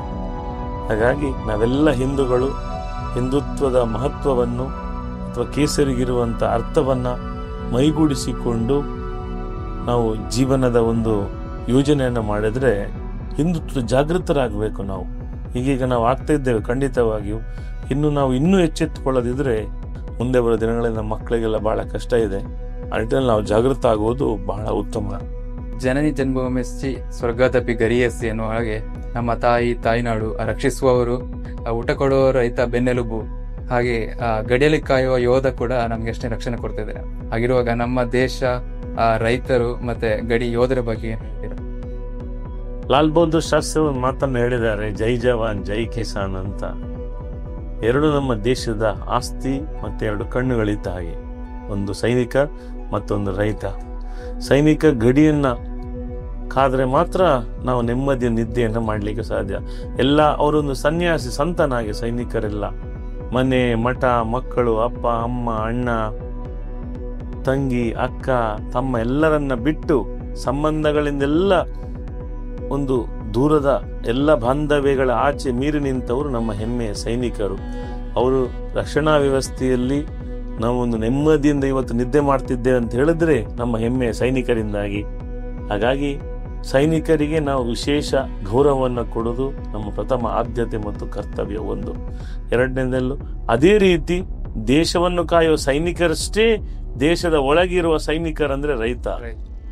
ಅವರು ಬೆಳಗ್ಗೆ ಎದ್ದು ಶ್ರದ್ಧೆಯಿಂದ ಭಕ್ತಿಯಿಂದ ಏನೋ ಒಂದು ಅವರ ಜೀವನದ ಉಪಯೋಗಕ್ಕೆ ಅಥವಾ ಜೀವನದ ಒಂದು ದಾರಿಗೆ ಅವರು ಆ ಒಂದು ಕೆಲಸವನ್ನು ಮಾಡಬಹುದು. ಆದರೆ ಅವರು ಶ್ರದ್ಧೆ ನಿಷ್ಠೆಯಿಂದ ಕೆಲಸವನ್ನು ಮಾಡದಿದ್ರೆ ಮನುಷ್ಯನಿಗೆ ಅನ್ನ ನೀರೇ ಬಹಳ ಮುಖ್ಯವಾದ ವಿಚಾರ. ಹಸಿದಾಗ ಅನ್ನವನ್ನು ನೀಡುವಂತಹ ರೈತ, ಅವನಿಂದಾಗಿ ನಮ್ಮ ಇವತ್ತು ಒಂದು ಒಳ್ಳೆಯ ಜೀವನ, ಪೌಷ್ಟಿಕ ಆಹಾರಗಳಿರ್ಬೋದು ಅಥವಾ ನಮ್ಮ ಜೀವನಕ್ಕೆ ಬೇಕಾದಂತಹ ಎಲ್ಲ ಪೌಷ್ಟಿಕಾಂಶವನ್ನು ಬೆಳೆಯುವವನು ಯಾರು? ರೈತ. ಹಾಗಾಗಿ ಸೈನಿಕ ಮತ್ತು ರೈತ ಒಂದೇ ನಾಣ್ಯದ 2 ಮುಖಗಳು. ಹಾಗಾಗಿ ಸೈನಿಕರಿಗೂ ರೈತರಿಗೂ ನಾವು ಖಂಡಿತವಾಗಿಯೂ ಮನದಾಳದ ಕೃತಜ್ಞತೆ ಮತ್ತು ಅವರಿಗೆ ಅಭಿನಂದನೆ ಸಲ್ಲಿಸಬೇಕು. ಯಾಕಂತ ಹೇಳಿದ್ರೆ ಅವರಿಂದಾಗಿ ನಾವು ಯಾವ ರೀತಿ ನಮಗೆ ಅಪ್ಪ ಅಮ್ಮ ಬಹಳ ಮುಖ್ಯವು ನಮ್ಮ ಹುಟ್ಟುವಿನಿಗೋಸ್ಕರ ಅಥವಾ ನಮ್ಮೊಂದು ಜೀವನಕ್ಕೋಸ್ಕರ, ಅಷ್ಟೇ ಪ್ರಾಮುಖ್ಯತೆ ದೇಶವನ್ನು ಕಾಯುವಂಥ ಸೈನಿಕ ಮತ್ತು ರೈತ ಅವರಿಬ್ಬರಿಗೆ ನಾವು ಗೌರವವನ್ನು ಕೊಡೋದು ನಮ್ಮ ಜೀವನದ ಪ್ರಥಮ ಆದ್ಯತೆ ಮತ್ತು ಕರ್ತವ್ಯ. ಅದಕ್ಕೆ ನಾವು ಗೌರವವನ್ನು ಕೊಟ್ಟರೆ ಖಂಡಿತವಾಗಿಯೂ ನಮ್ಮ ದೇಶ ಮುಂದೊಂದು ದಿನ ವಿಶ್ವಗುರು ಆಗೋದ್ರಲ್ಲಿ 2ನೇ ಮಾತೇ ಇಲ್ಲ. ಅದೇ ಇವತ್ತು ನಾವು ಇಷ್ಟು ನೆಮ್ಮದಿಯಾಗಿ ಇಲ್ಲಿ ಪಾಡ್ಕಾಸ್ಟ್ ಶೋ ಮಾಡ್ತಾ ಇದ್ದೀವಿ ಅಂದ್ರೆ ಅದಕ್ಕೆ ಕಾರಣ ಸೆಕ್ಯೂರಿಟಿ ಕೊಡ್ತಿರುವಂತಹ ಯೋಧರಾಗಿರ್ಬೋದು. ಊಟ ಬಲಪಟ್ಟು ಈ ವಾಯ್ಸ್ ರೈಸ್ ಮಾಡಿ ಮಾತಾಡೋದಕ್ಕೆ ರೈತರು ಶಕ್ತಿ ಕೊಟ್ಟಿದ್ದಾರೆ.